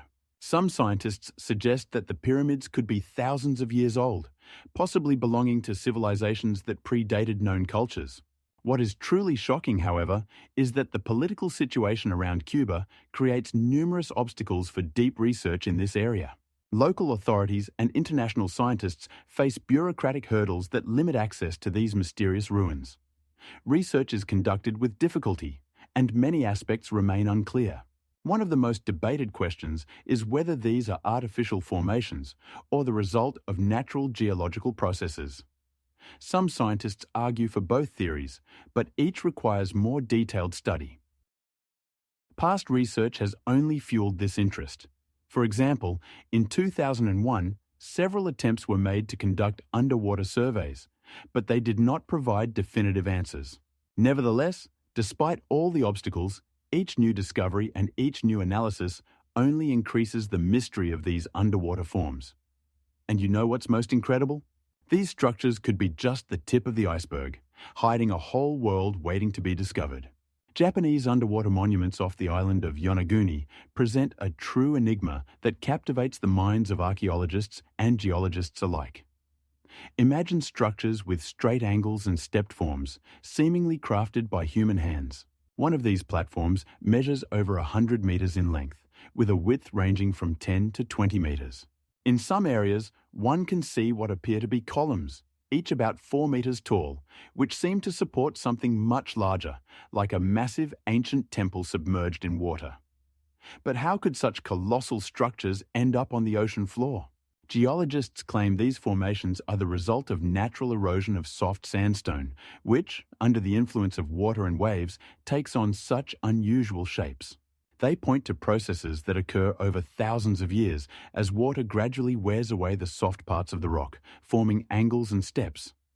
What is remarkable is that some researchers do not agree with this theory. Archaeologists suggest these structures could be remnants of a civilization that existed more than 10,000 years ago. They point to the two perfect lines and angles, which are unlikely to have formed randomly. Have you ever seen these underwater platforms and felt that they were once part of something great? Some researchers even compare them to famous megalithic structures like Stonehenge. And now, the most intriguing part. At a depth of around 20 meters, artifacts such as stone tools and ornaments have been found, which could confirm the existence of a civilization that inhabited this area. All this raises the question, what secrets are hidden at the bottom of this ocean? Perhaps it is here, at Yonaguni Island, that the key to one of the greatest mysteries of ancient history lies. Doggerland, known as the Atlantis of the North Sea, was a true land bridge connecting modern-day Britain with continental Europe until 6,500 years ago. Imagine vast plains covered in green forests and blooming meadows stretching for hundreds of kilometers, where hunter-gatherers could move freely without fear of ocean waves. Archaeologists have found numerous tools, including stone knives and arrowheads, in the fishing nets of local fishermen who pulled them up from the bottom of the North Sea. These discoveries indicate that people actively utilized this rich resource for survival, hunting mammoths and other large animals that inhabited this region, such as deer and bison. Interestingly, the reconstruction of the landscape based on geological and paleobotanical research shows that Doggerland had diverse ecosystems, from marshy areas to open meadows where unique plant species adapted to the local climate grew. Over time, after the last ice age, the sea level gradually rose, flooding this land. Scientists have determined that by 4,000 years before our era, the sea level had risen by more than 30 meters, turning Doggerland into numerous islands and eventually into the seabed. Have you ever wondered about the living conditions on this flooded land, when its inhabitants could still see flocks of birds flying overhead and animals running across the grass? The ways in which people adapted to the changing climate and the flooding of their lands continue to be a subject of debate among scientists. In this mysterious region, remains of ancient plants and animals have been found, providing insight into what this world was like, the world that disappeared into the waters of the North Sea. But did you know that among the finds are also traces of ancient human settlements, indicating that people built houses and even conducted rituals here?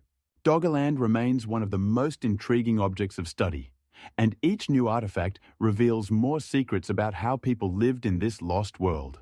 The ocean floor harbors incredible mysteries, and among the most intriguing formations are oceanic trenches and abysses. Imagine vast chasms suddenly plunging into the depths, giving the impression that ancient secrets lie hidden there. These trenches can span tens of kilometers in diameter and reach depths exceeding 1,000 meters. Did you know that some of them form due to underwater volcanic activity or coastal collapses?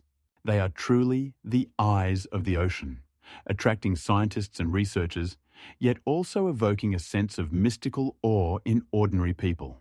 As soon as researchers lower their submersibles into these mysterious depths, they encounter entirely unknown ecosystems. Microscopic organisms living in complete darkness create unique ecosystems where life struggles to survive without sunlight, relying on chemosynthesis instead. But that's not all. These trenches can also contain traces of creatures that may not have seen daylight for millions of years. Scientists have discovered the remains of unusual marine life that could star in documentary films. And now, the most fascinating part. Some of these formations are sites of a unique phenomenon, methane battles. Underwater methane sources erupting from deep fissures create bubbles that rise to the surface, sometimes with such force that they form underwater geysers. This spectacle is breathtaking. But remember, the bottom of these trenches may hide not only life, but also dangerous substances, and their study requires great caution. And what's even more astonishing, some of these trenches may be gates to other worlds, with scientists suggesting they could be connected to underwater tunnels extending far beyond known limits. It's intriguing to think that such connections between oceanic trenches and geological structures in Earth's crust could reveal how our planet formed. There are many theories about how these formations might influence climate and even ecosystems far from their locations. For instance, changes in water temperature caused by these trenches could affect ocean currents. It's important to note that research continues, and each new expedition brings more knowledge about these enigmatic formations. But what's truly intriguing? There's a belief that some of these abysses may conceal remnants of sunken civilizations. And who knows what other astonishing discoveries await their researchers on the ocean floor. The Great Blue Hole off the coast of Belize is not just a beautiful sight, but a genuine geological anomaly. Imagine a circular pit with a diameter of 318 meters and a depth of 124 meters, formed by the flooding of a cave system around 20,000 years ago.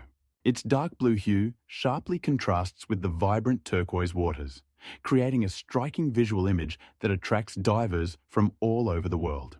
The mystery of the Great Blue Hole goes beyond its size. Its bottom features a unique stratification of water, where each layer contains different oxygen levels. The upper layers, rich in oxygen, are home to fish and corals, while at greater depths, the realm of more exotic creatures like sharks and sea turtles begins, which prefer colder, less oxygenated waters. Divers descending into this pit can encounter schools of vibrant tropical fish. But the real treasure awaits them at the bottom, where they can see stalactites and stalagmites preserved from the time when this cave was above water. All this makes the Great Blue Hole not only an object of curiosity, but also an important part of the ecosystem, as evidenced by its status as a UNESCO World Heritage Site, which was awarded in 1996. This status underscores not only its natural beauty, but also its unique significance for the preservation of marine ecosystems. And did you know that around this hole, there are reefs that form a true mecca for divers? Here, one can see not only nature's masterpieces, but also experience how everything changes with depth. From vibrant coral gardens to the mysterious and gloomy depths where rare marine creatures dwell. The Blue Hole of Dahab, known as the Killer Hole, has become a place where many divers have lost their lives due to its unforgivable beauty and treacherous conditions. The depth of this underwater wonder reaches 150 meters.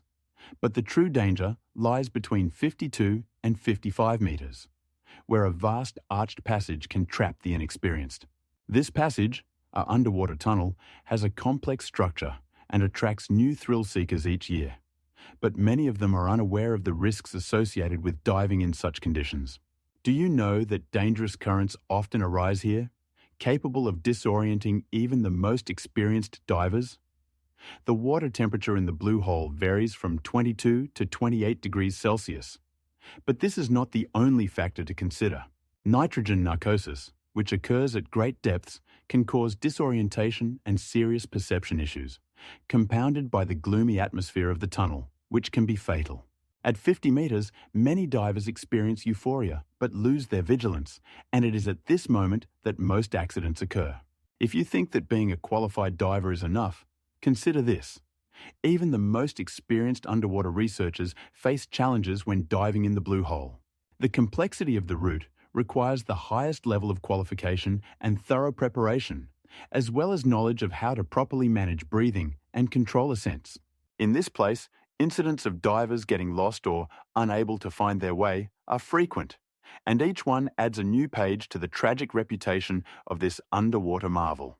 Moreover, there are no clear landmarks, making navigation difficult, especially at great depths where light barely penetrates. Some divers claim that there is something more than just the beauty of the underwater world in the vicinity of the Blue Hole, and this feeling may be connected to those who have remained here forever. It is interesting that in just 1 week in the 1980s, more than 30 divers died here, and many of their stories remain untold. Every time someone sets out to explore this famous hole, the question, "Will I return?" hangs in the air. Local residents warn of the cunning depths, but this does not deter travelers seeking to experience adrenaline in one of the most dangerous places on the planet. The underwater caves of Yucatan are a remarkable testament to the power of nature. where every drop of water holds a piece of history. Imagine how underground rivers, flowing through limestone formations, gradually erode them, creating a complex network of tunnels that stretches up to 100 kilometers. These tunnels connect with cenotes, natural wells formed by the collapse of ceilings over underground waters. Have you ever seen crystal clear water that sparkles in the sunlight like precious gems? In Yucatan, such water exists, and it was this very water that attracted the ancient Maya, who considered these places sacred. Cenotes served not only as sources of fresh water, but also as portals to the underworld, places where one could communicate with the spirits of ancestors. In these caves, archaeologists have found not only tools, but also ritual objects, including human remains, left in reverence to the gods. What is most astonishing is that some of the artifacts found date back thousands of years, confirming that the Maya used these sacred places for rituals over many generations. They believed that each sacrifice helped maintain the balance between the world of the living and the world of the dead.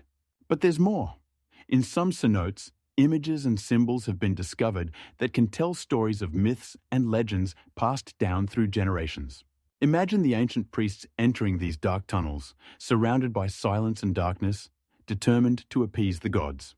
The complex systems of underground rivers and cenotes were not only vital for life, but also served as places for rituals that could last for hours. Have you ever thought about how these waterways could influence the choice of settlement locations? They became centers of life, and their sacred significance only emphasized their importance. Moreover, the unique ecosystem existing in these underwater depths is home to numerous rare fish and plant species found nowhere else. The cenotes of Yucatan are not just natural formations. They are true repositories of history, waiting to be discovered. And what might surprise you, in some of these caves, remains of animals that went extinct many thousands of years ago have been found. Mysterious witnesses to past eras.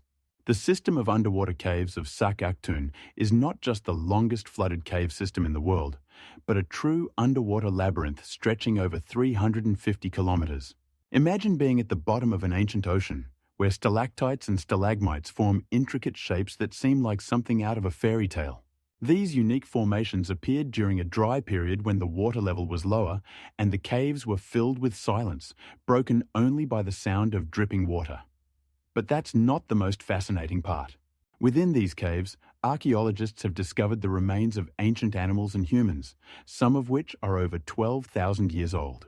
One of the most striking finds is the skeleton of Naya, a girl from the Paleolithic era, who serves as a living witness to the distant past.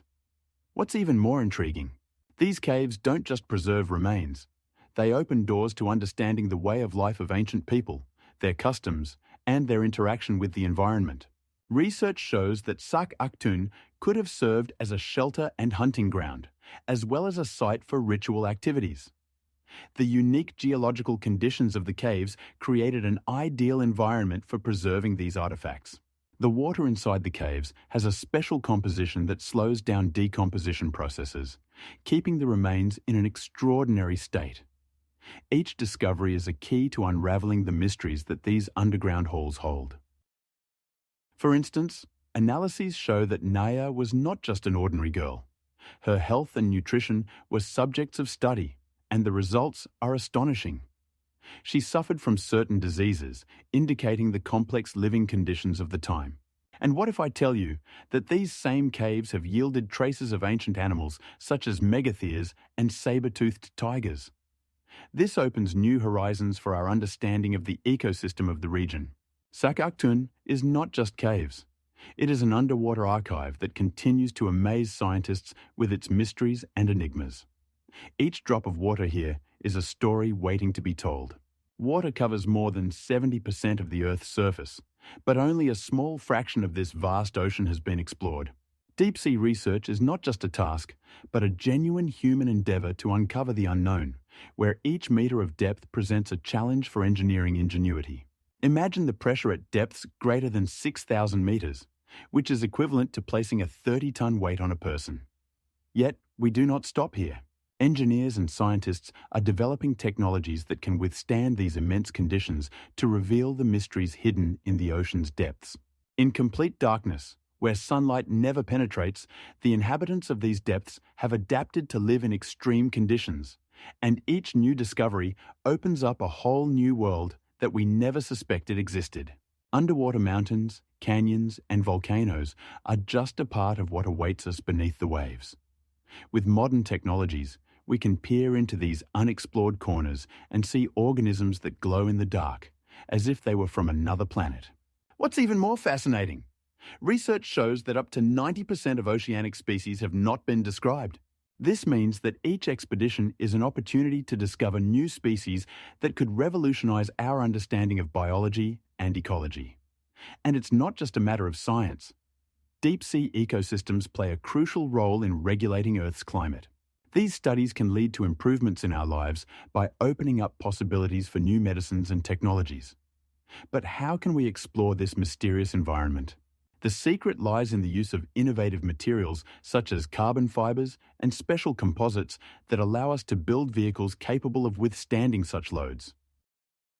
These projects also involve artificial intelligence and robotics, enabling us to conduct research at depths that were once considered unattainable. These technologies not only help us explore the ocean, but also have the potential to save it from ecological disasters. And what's truly exciting is that each new technology opens up new horizons for future research, allowing us to glimpse a world that we can only dream of today. What do you think? What mysteries still lie hidden in the ocean? The bathyscaphe Trieste became a symbol of deep-sea research when, in 1960, its crew consisting of Jacques Picard and Don Walsh made a historic descent to the bottom of the Mariana Trench. This steel structure, equipped with a robust spherical cabin with a diameter of 2.5 meters, was specifically designed for survival at great depths where pressure exceeds 800 atmospheres. A float filled with gasoline provided the necessary buoyancy, allowing Trieste to reach incredible depths. Over 9 hours of descent, starting from the surface, the bathyscaphe reached a depth of 10,900 meters, setting a record for human exploration at the time. At this depth, where absolute darkness and cold reigned, the crew encountered an unexpected inhabitant, a flounder swimming on the seafloor. This simple yet astonishing event drew the attention of scientists and became a symbol of the fact that life finds ways to survive even in the most inaccessible corners of our planet. The Trieste expedition not only opened new horizons for oceanography, but also demonstrated the power of human spirit in the pursuit of research. The complex system of control and navigation developed for Trieste allowed for research at depths where no one had been before. The cabin was equipped with special windows, several centimeters thick, enabling scientists not only to observe the underwater world, but also to make important measurements. Each movement of the apparatus was recorded, and data was transmitted to the surface, allowing the team to monitor the descent in real time. The importance of this descent is difficult to overestimate. It sparked further research into oceanic depths, opening new avenues for biology, geology, and ecology. The scientific community became more actively engaged in studying life in extreme conditions, leading to the discovery of numerous new species. It is interesting to note that after this descent, scientists began to better understand the impact of deep-sea ecosystems on global processes on Earth. The appearance of Trieste and its descent to the bottom of the Mariana Trench became not only a breakthrough in technology, but also an inspiration for future generations of researchers striving to uncover the mysteries of the ocean. The deep-sea vehicle Mira, developed in Russia, boasts impressive technical specifications that enable it to dive to a maximum depth of 6,000 meters. Imagine it slowly descending into the abyss of the ocean, where the pressure is 600 times greater than atmospheric pressure on the surface. This vehicle is equipped with powerful life support systems that ensure comfort for a 2-person crew during long-term research. Inside Mira, there are air filtration and temperature control systems that maintain optimal conditions even in the most extreme environments. One of the most remarkable aspects of Mira is its manipulators. They can perform a wide range of tasks, from collecting samples to installing scientific equipment on the ocean floor. With these manipulators, the vehicle has participated in several significant expeditions, including the study of the sunken liner Titanic. These studies not only provided valuable data on the state of the legendary ship, but also opened new horizons in the study of deep-sea ecosystems. But that's not all. Mira also explored hydrothermal vents where temperatures can reach over 300 degrees Celsius, and pressure is thousands of times higher than normal. These places, teeming with life, are true biological laboratories. Moreover, the vehicle became an integral part of the filming of James Cameron's Titanic, providing unique footage that brought to life the tragic story of the shipwreck. Mira is not just a deep-sea vehicle. It is a true symbol of Russian achievements in deep-sea research. Since its first dive, it has completed over 100 expeditions, proving its reliability and effectiveness in the most challenging conditions. Can you believe it? In Mira, there are cameras capable of filming in complete darkness at a depth of 6,000 meters, revealing previously unseen corners of the ocean floor. Modern deep-sea drones and autonomous underwater vehicles are revolutionizing marine research.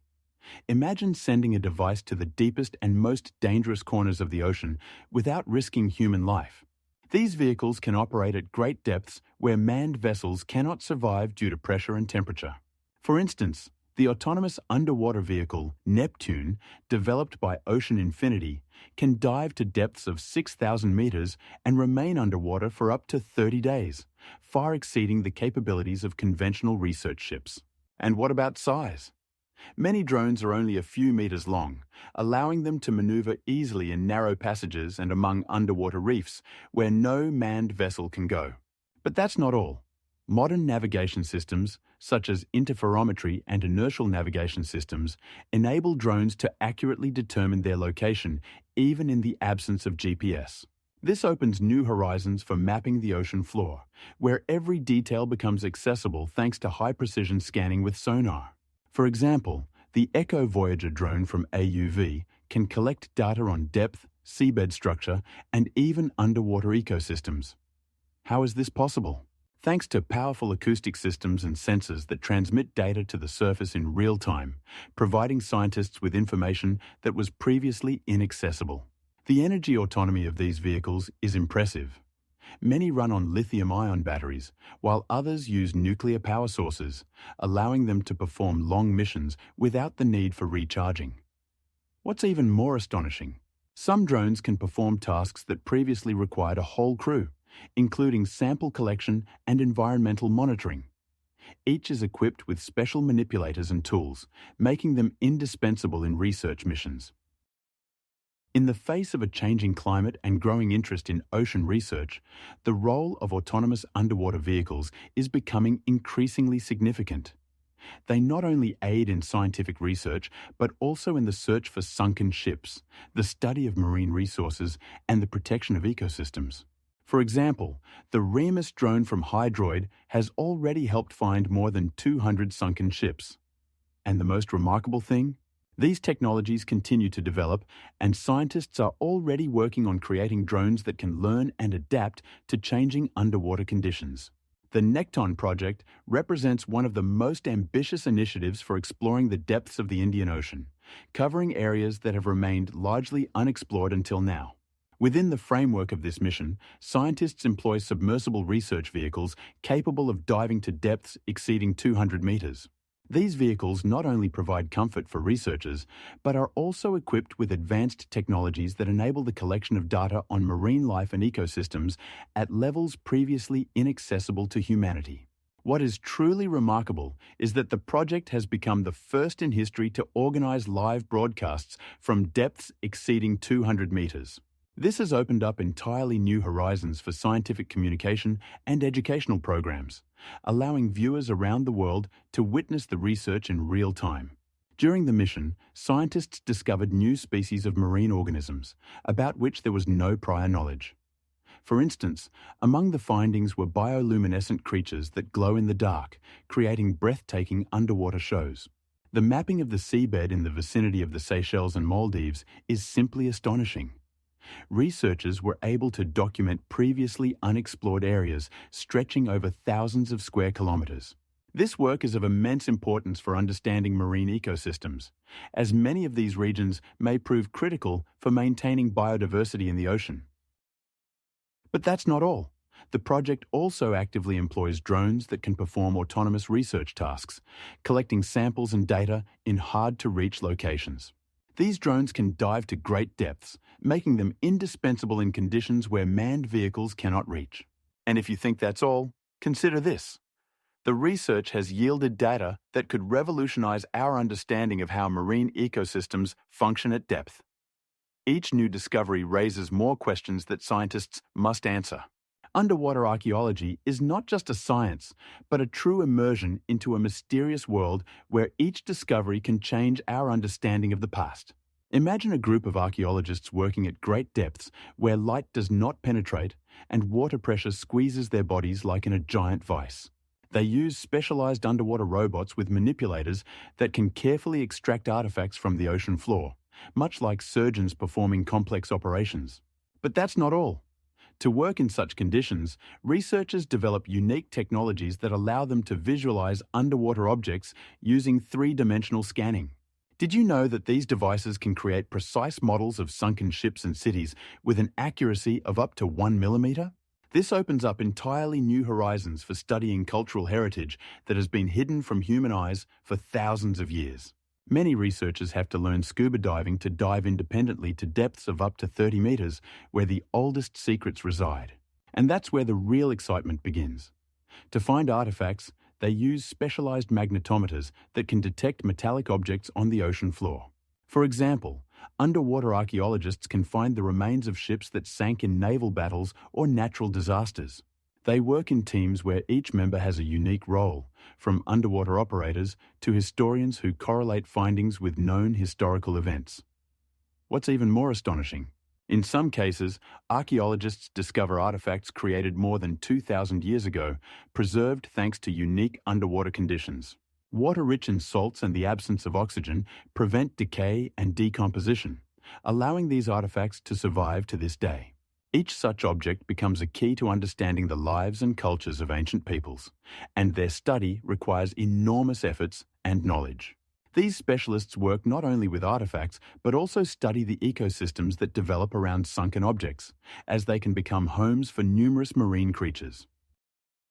Underwater archaeologists become true explorers who literally dive into history, opening up for us a world we never suspected existed. In these depths, they find not only objects, but also answers to questions that have troubled humanity for centuries. And what's most intriguing? Underwater archaeology is just the beginning, as new technologies are discovered each year that can change the ways we study our cultural heritage. Methods of dating underwater archaeological finds are a true science, allowing us to look into the past. Imagine this: radiocarbon analysis, which can determine the age of organic materials up to 50,000 years. How does it work? Scientists measure the content of carbon-14 in samples to find out when they were alive. But here's an interesting point. Underwater, this process becomes more complex. The marine environment can affect the preservation of samples, and therefore it's important to consider that some materials may lose carbon faster due to the influence of saltwater. And what about wooden parts of ships? Here, dendrochronology comes to the rescue. This method is based on the study of annual rings in wood. Scientists can determine the age of the tree that the ship was built from, and even find out in which climatic zone it grew. For example, if the rings are very wide, it means the tree grew in a warm and humid climate. But what if the tree has been lying underwater? Often, it rots, and then dendrochronology becomes impossible. Now let's talk about ceramics and coins. Their dating is done using stylistic analysis and comparative study with already known finds. For example, if archaeologists find ceramics with characteristic patterns typical for a certain time and place, they can establish the approximate epoch of its creation. Coins, in turn, often have dates or names of rulers, which significantly simplifies the process. But there's a catch. The underwater environment can cover finds with marine growths and distort their appearance, making identification a complex task. Preserving the temporal scale underwater is a real puzzle. Water can move objects, and soon after a shipwreck, there may be many finds on the bottom that, at first glance, are not connected. Archaeologists use various methods to restore the sequence of events.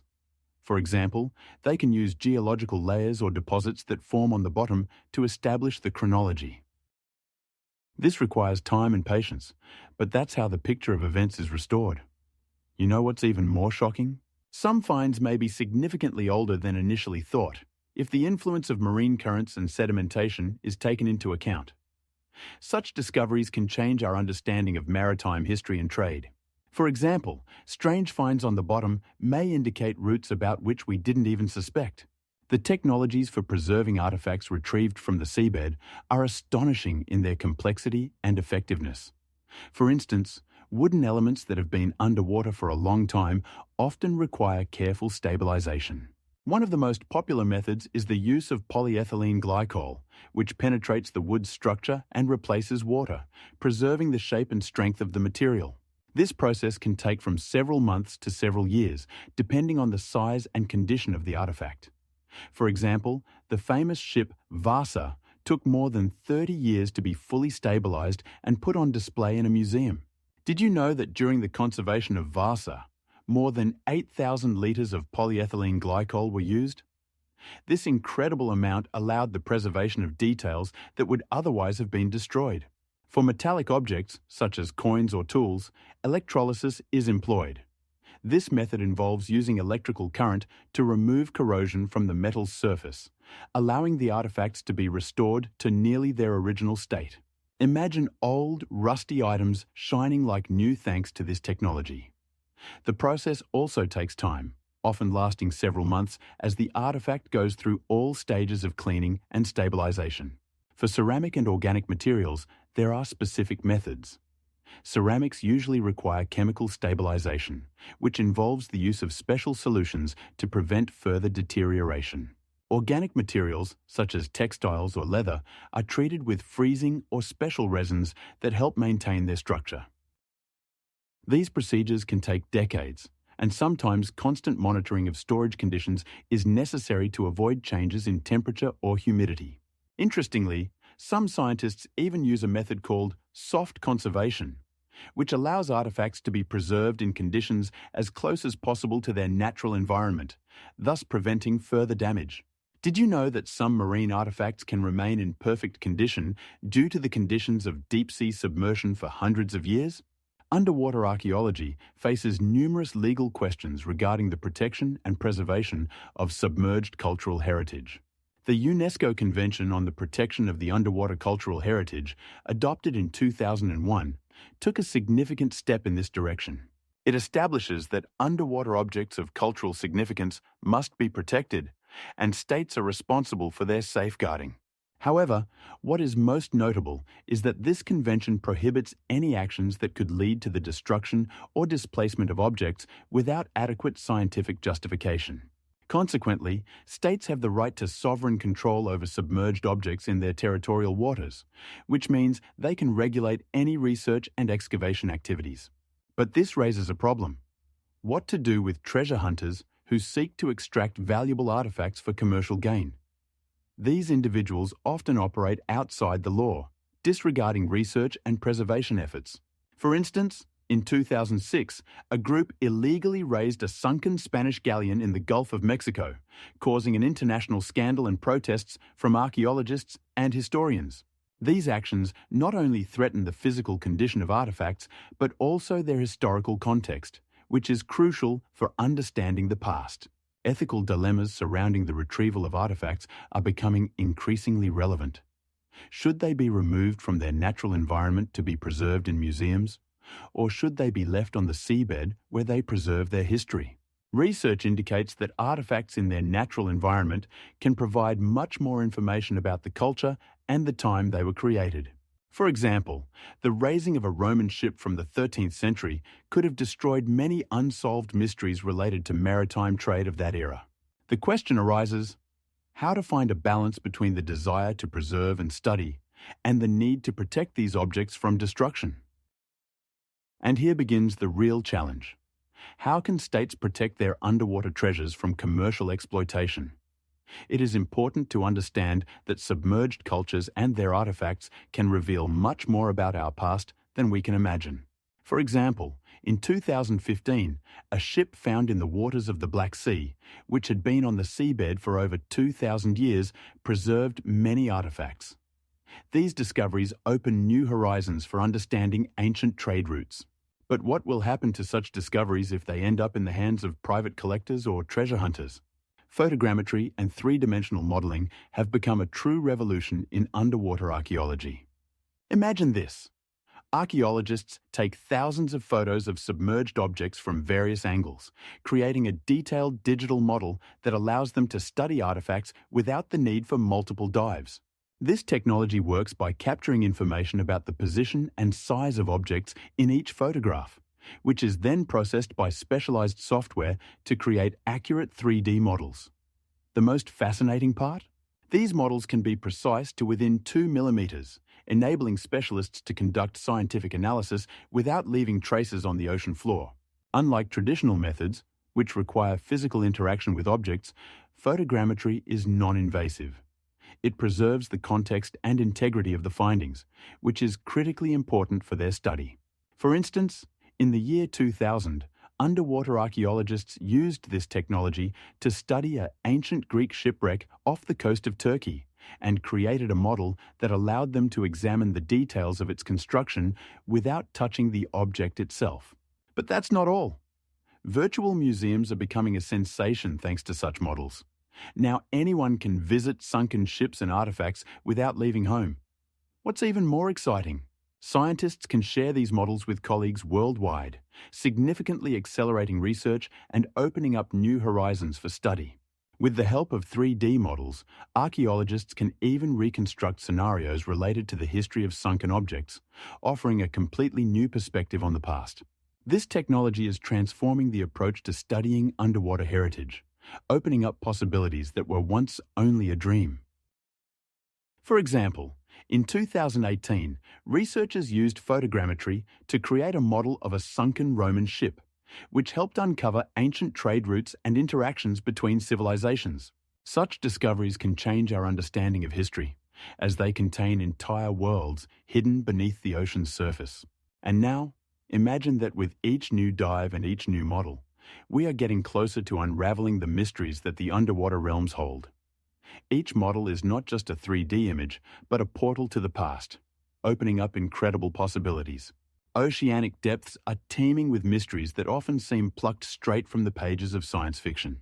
More than 70% of our planet's surface is covered in water, and it is here, in the darkness and pressure, that anomalies lurk, challenging everything we know about the world around us. Did you know that around 90% of the ocean remains unexplored? This means that mysterious entities and inexplicable phenomena could exist right beneath our feet, invisible and unreachable to the human eye. Underwater volcanoes spew lava at temperatures exceeding 1,000 degrees Celsius, creating ecosystems that are completely unlike anything we are familiar with. How is this possible? The answer may lie in the fact that life in the ocean depths has adapted to extreme conditions that seem impossible for existence. Now, imagine. There are numerous stories of light emanating from the depths, or of mysterious sounds that cannot be attributed to known sources. Sounds recorded with underwater microphones raise questions that have no simple answers. Could these sounds be messages from unknown beings? However, it is important not to overlook the fact that underwater ocean currents can move vast volumes of water with such force that they can create entire ecosystems around them. Scientific research shows that such currents can reach speeds of up to 30 kilometers per hour, creating powerful vortices and anomalous zones where life thrives in conditions unsuitable for most organisms. And this is just the tip of the iceberg. Underwater canyons, deep trenches, and faults can conceal entire worlds that have never seen the light. Oceanic depths become real laboratories for scientists, where each new discovery can fundamentally change our understanding of biology and ecology. But did you know that some of these discoveries, such as inhabitants of hydrothermal vents, live in conditions where the temperature reaches over 100 degrees Celsius? 130 degrees Celsius, and the pressure is several hundred times greater than atmospheric pressure. These creatures not only survive, but also thrive, opening new horizons for the study of life's adaptation. And the question remains, how much more do we have to learn about the depths of the ocean? There is a hypothesis that underwater caves may contain unsolved mysteries that could one day provide the key to understanding the evolution of life on Earth. Every time we lower underwater vehicles to the depths, we get closer to unraveling these mysteries, and each new discovery opens up new horizons for scientific research. In the year 2001, researchers working with NOAA hydrophones recorded sounds that became known as bloop. These ultra-low frequency sounds were so powerful that their intensity exceeded that of the loudest animal on Earth, the blue whale, by 1,000 times. Imagine a sound resonating at a depth in the ocean, more than 35,000 kilometers away from the recording site, capable of overwhelming an entire city with its power. The frequency of the bloop ranged from 2 to 4 Hz, making it detectable by specialized equipment but inaudible to the human ear. The sounds originated from the southwestern part of the Pacific Ocean, near the island of Midway, and their periodic appearance was puzzling. They lasted for several months before disappearing, leaving scientists baffled. How could such powerful sounds originate in the ocean depths? One theory suggests that these could be sounds produced by previously unknown marine creatures living at great depths, where pressure and temperature create unique conditions for life. However, there are other theories as well. Some scientists believe that the source of the bloop could be underwater ice movements or even seismic activity. There are speculations that ice shelves, breaking and cracking, could produce such sounds, causing vibrations that travel vast distances. This reminds us that even in the 21st century, we still cannot explain all the mysteries hidden in the oceans. But the enigma does not end there. Some researchers propose that the sounds could be the result of interactions between various natural processes, such as the movement of water masses, adding another layer of intrigue to this phenomenon. Ultimately, bloop remains one of the most mysterious sounds ever recorded in the oceans, and its origin continues to spark heated debates in scientific circles. Did you know that, to date, only a few such unusual sounds have been registered? The milky white luminescence of the ocean, known as Milky Way, has fascinated sailors for centuries. Imagine the night sea suddenly illuminated by a brilliant light covering areas up to 100 square kilometers. Witnesses describe how waves begin to glow, creating an effect as if the water surface is sprinkled with millions of shining stars. This mysterious light sometimes resembles white milk shimmering in moonlight. But where does this luminescence come from? The scientific explanation involves bioluminescence, a process where microorganisms such as bacteria and single-celled organisms produce light. For example, in tropical waters where temperatures are optimal, bacteria like Vibrio can thrive and cause this effect. Did you know that in some areas where Milky Way is observed, the concentration of these bacteria can reach several million per cubic centimeter? This means that under certain conditions, the luminescence can be so intense that it can be seen from a ship at a distance of several miles. And that's where things get really interesting. Recent satellite observations by NASA have shown that Milky Way is most frequently observed in regions with high water temperatures and elevated nutrient levels, which promote the growth of these luminescent microorganisms. But that's not all. Researchers have noted that such conditions often occur near rivers flowing into the ocean, where the runoff of fertilizers causes phytoplankton blooms. This leads to entire sections of the sea glowing with unprecedented intensity. If you thought this was just a beautiful sight, wait until you hear this. In some cases, Milky Way can serve as an indicator of ecological changes, signaling increased pollution or climate change. It's important to remember that while Milky Way can be mesmerizing, its appearance can also indicate serious problems in the ecosystem. Studies show that a change in water temperature by just 1 degree Celsius can significantly impact the populations of these bacteria and, consequently, the frequency of this phenomenon. Therefore, Milky Way is not just a beautiful effect. It is a complex interaction of the ecosystem that continues to be studied by scientists worldwide. Did you know that the most vivid manifestations of this phenomenon have been recorded in the Caribbean Sea and off the coast of Florida? Signals from quakers represent one of the most mysterious phenomena ever detected by submarines during the Cold War. These objects, discovered by hydroacoustic locators, moved at incredible speeds up to 200 knots, which is twice as fast as modern submarines. But there's more. Quakers had the unique ability to suddenly change direction, raising questions about their nature. Signals were detected at depths of up to 1,000 meters, making their observation a real puzzle for researchers and military personnel. Around these phenomena, numerous theories emerged. Some believed they were the result of the activity of unknown marine animals, while others suggested equipment malfunctions. However, the most intriguing possibility is the existence of unidentified submersible objects, which could be both artificial and natural. To grasp the scale of this enigma, imagine that these signals could originate not only from submarines, but also from unknown creatures that might inhabit the vast depths of the ocean. While scientists tried to unravel the mystery of the Quakers, some theories pointed to the possibility of new underwater observation technologies that could explain these anomalies. It's fascinating that even in the 21st century, despite all technological advancements, Quakers remain a subject of debate and discussion. Did you know that some researchers suggest these objects might be connected to underwater volcanoes that emit gases and create an effect similar to propulsion signals? Each new signal continues to stir the minds of scientists and military personnel, making them wonder, what lies beneath the surface of the ocean? Red tides are not just a beautiful sight, but a genuine ecological disaster that we should be aware of. Imagine a sea turning bright red, as if someone had poured paint into it. This happens due to the rapid reproduction of toxic algae, known as dinoflagellates, which can reach billions of cells in a single liter of water. These algae not only change the color of the water, but also release toxins that can kill fish and marine mammals and cause serious poisoning in humans. Conditions that contribute to the formation of red tides include high water temperatures, excess nutrients like nitrogen and phosphorus, which enter the ocean from agriculture and wastewater. This creates an ideal environment for the rapid reproduction of algae. The most shocking thing is that this problem is becoming increasingly relevant. According to research, the frequency of red tides has increased by 30% over the last 40 years. This change is linked to global warming and ocean pollution. Such tides cause significant damage to marine ecosystems, disrupting food chains.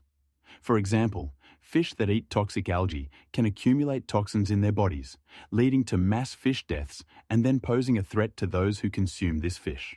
Additionally, these phenomena have serious economic consequences. Fishing and tourism suffer due to beach closures and fishing bans. In some regions, such as the coast of Florida, economic losses can reach millions of dollars due to red tides. If you thought this was bad enough, here's another interesting fact. In some cases, these algae release neurotoxins that can cause paralysis in sea turtles and dolphins. This raises the question of how we can prevent this problem and protect our oceans. Climate change and pollution pose a threat not only to marine ecosystems, but also to human health. For instance, in 2019 in California, cases of poisoning were reported among people who ate oysters contaminated with toxins from red tides. This makes us think about how important it is to monitor the state of our oceans. And the most worrying thing is that scientists predict that we will face increasingly frequent and intense red tides each year if we do not take measures to reduce pollution and combat climate change. Do you know that the ocean covers more than 71% of the surface of our planet? It is not just a vast body of water, but a true force of nature capable of influencing human consciousness at the deepest levels. Imagine hundreds of millions of years ago, when life was just beginning to develop, oceans were already forming ecosystems that became the foundation for all future species. They were not just homes for countless creatures, but also created an atmosphere where primitive emotions were born. And now, the most intriguing fact: researchers claim that the sound of waves can induce a sense of calm in humans, reminiscent of the periods of intrauterine existence. But that's not all. While the gentle whisper of the sea soothes, its storm can evoke fear, as a reminder of how vulnerable we are to the power of nature. The depths of the ocean hide mysteries that defy explanation. For example, in the Mariana Trench, the deepest point on Earth, pressure exceeds 8,000 pounds per square inch 100 atmospheres. And there, in the black depths, creatures may never see the light. The ocean becomes a symbol of contradictions. Its smooth surface can be both peaceful and ferocious, and it is this that creates a unique bond between humans and water. Studies show that people living near the ocean experience lower levels of stress and anxiety, which may be related to how the sea affects our subconscious. But what's even more astonishing, the ocean not only influences our mood, but also our perception of time. Moments spent by the shore seem longer, and the sound of waves can make us forget about daily worries. Studies show that every 30 minutes spent outdoors by the sea are equivalent to spending several hours in the city bustle. The ocean, on one hand, attracts us with its beauty. On the other, instills respect for its power. How many people, standing at its shores, have felt small and insignificant in the face of this giant? The sea reminds us that life is full of surprises, and that is why it is so captivating. And here's another interesting fact. In some cultures, the ocean is associated with the cycle of life, reminding us of how everything we know is connected to its endless waters. Each time we look at the horizon, we see not only infinity, but also the possibility of changing our perception of the world. But what if I tell you that scientists continue to study how exactly the ocean affects our subconscious, and this could change our understanding of human psychology forever? Thalassophilia is more than just a love for the sea. It is a deep-seated attraction that reaches into the very essence of human nature. Imagine our ancestors living by the coast, feeling an irresistible pull towards the water's surface, finding in it not only a source of life, but also a place for rest and contemplation. Some scientists link this attraction to the aquatic ape hypothesis, suggesting that our ancestors spent significant time in water, which may have contributed to certain adaptations. This means that our bodies evolved in relation to the aquatic environment, making the marine environment a part of our instinctive perception of the world. When we look at the ocean, something extraordinary happens. Our brains activate neurochemical processes that promote the production of dopamine and serotonin, substances responsible for feelings of happiness and tranquility. This explains why many people feel relaxed and at peace simply by being near water. Recent psychological studies have shown that the sounds of waves and visual images of marine landscapes can reduce stress and anxiety, improving overall psycho-emotional well-being. In one such study, participants who listened to the sounds of waves reported a 30% decrease in cortisol, the stress hormone. Even more astonishing, simply gazing at an image of the sea can produce similar effects.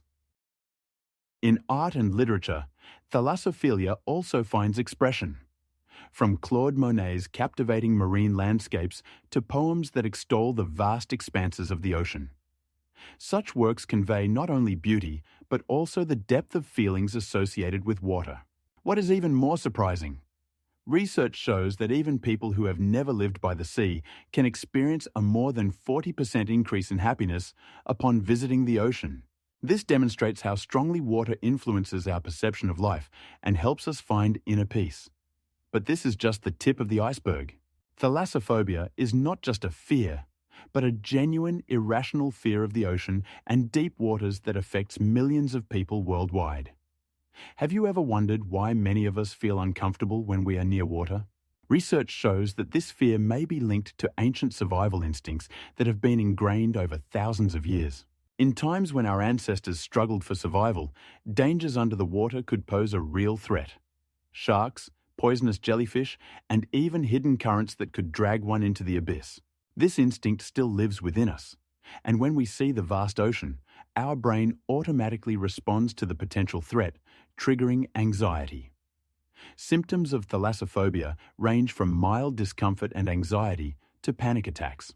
For instance, a person might experience a racing heart, sweating, and even dizziness when looking at the sea or thinking about swimming. But here's the interesting part. Even people who have never encountered water dangers can suffer from this fear. How is this possible? The answer lies in cultural and social factors that shape our perception of the ocean. Horror films like Jaws have played a significant role in popularizing this phobia, making viewers fear what lies beneath the surface. The fear experienced by the main character has become a symbol for many who may never have thought about their own fears of deep waters. Modern research shows that thalassophobia can manifest not only in movies, but also in our daily lives, from avoiding beach vacations to shunning water sports. Psychologists offer various methods of therapy to combat this phobia, including cognitive behavioral therapy, where patients are taught to manage their anxiety and gradually become accustomed to water. There are even specialized courses in therapeutic swimming, where under the supervision of specialists, people can overcome their fears. What's most astonishing? In some countries, such as Japan, researchers have found that up to 7% of the population suffers from various forms of thalassophobia, and this percentage is on the rise. Have you ever heard of the call of the abyss? It's that fleeting desire to jump into a chasm or deep water, experienced by many standing at the edge of a cliff. Psychologists assure us that this impulse is linked to how our brain functions. When we're in a state of stress or anxiety, our brain activates areas responsible for decision-making and risk assessment. This activation can lead to the thought, what if I just jump? Studies show that this phenomenon is not limited to people with mental disorders. It occurs in perfectly healthy individuals as well. Around 7% of people standing at the edge of a cliff admit to having such thoughts. Interestingly, the higher the level of anxiety, the stronger this desire becomes. This is because high-functioning anxiety generates a constant need for control and security. And when control slips away, the brain may start generating such crazy thoughts. For instance, in literature about the sea, such as Herman Melville's Moby Dick or Joseph Conrad's Heart of Darkness, this phenomenon is often depicted through characters' internal struggles. Melville masterfully portrays this conflict between life and death in Moby Dick, where characters confront the silent power of the ocean, evoking a sense of inevitability and attraction to the abyss. Conrad in Heart of Darkness employs similar imagery, as his characters grapple with internal demons amidst exotic and dangerous locales that beckon with their mystery. Studies also suggest that this phenomenon can be triggered by neurotransmitters like serotonin and dopamine, which influence our perception of risk. When serotonin levels are low, a person may feel a loss of control over their life, leading to the idea of liberation through action, even if it's self-destructive. What's even more shocking? A study conducted in 2020 revealed that 30% of participants experienced call of the abyss thoughts in situations involving heights or near water, indicating a deep psychological mechanism underlying this phenomenon. The condition known as seasickness of consciousness manifests in sailors after prolonged periods at sea, and its symptoms can be astonishing. Imagine this. After 2 months on a ship, your body adapts to the constant rocking and swaying. This leads to the brain no longer perceiving movement as unusual, and you begin to feel comfortable only in the conditions of the sea. However, as soon as the sailor returns to land, the world around them seems unbearable. Each step on solid ground feels strange, as if the earth beneath their feet continues to sway. Studies show that more than 30% of sailors experience difficulties with readaptation, leading to states of anxiety and disorientation. In the journals of sailors like Captain James Cook, one can find numerous accounts of feeling lost on land when their usual perception is disrupted. "Every movement reminded me of the sea," Cook wrote, describing his discomfort after long voyages. Interestingly, modern neuropsychological research shows that such adaptation and readaptation are linked to changes in the functioning of the vestibular system. When sailors encounter new conditions, their brain begins to recalibrate the perception of the surrounding world. But this process is often accompanied by sensory overload. Some scientists claim that this state can even influence the formation of a unique psychology in people whose lives are inextricably linked to the sea. For example, sailors may develop a higher sensitivity to changes in weather or sea conditions, making them more prone to certain emotional states. But wait, there are even more intriguing aspects. The group dynamics on board a ship also change. Sailors form strong bonds based on shared experiences, and this sea brotherhood can lead to the emergence of unique cultural practices and traditions that are not found on land. This special life on board, filled with rituals and customs, creates not only psychological but also social specificity, which is still being researched. And the most mysterious thing? Scientists have not yet reached a consensus on how exactly seasickness of consciousness affects the long-term psychological consequences for sailors, and research in this area continues. The ocean is not just a vast body of water, but a universal mythological symbol representing life and chaos simultaneously. Imagine how the water covering more than 70% of Earth serves as the boundary between the known and the unknown. In various myths, the ocean is often associated with the source of life. It is from its depths that monsters and deities emerge, embodying the power and might of nature. Its boundless expanses are filled with mysteries. This water conceals invisible worlds and supernatural beings that can both protect and destroy.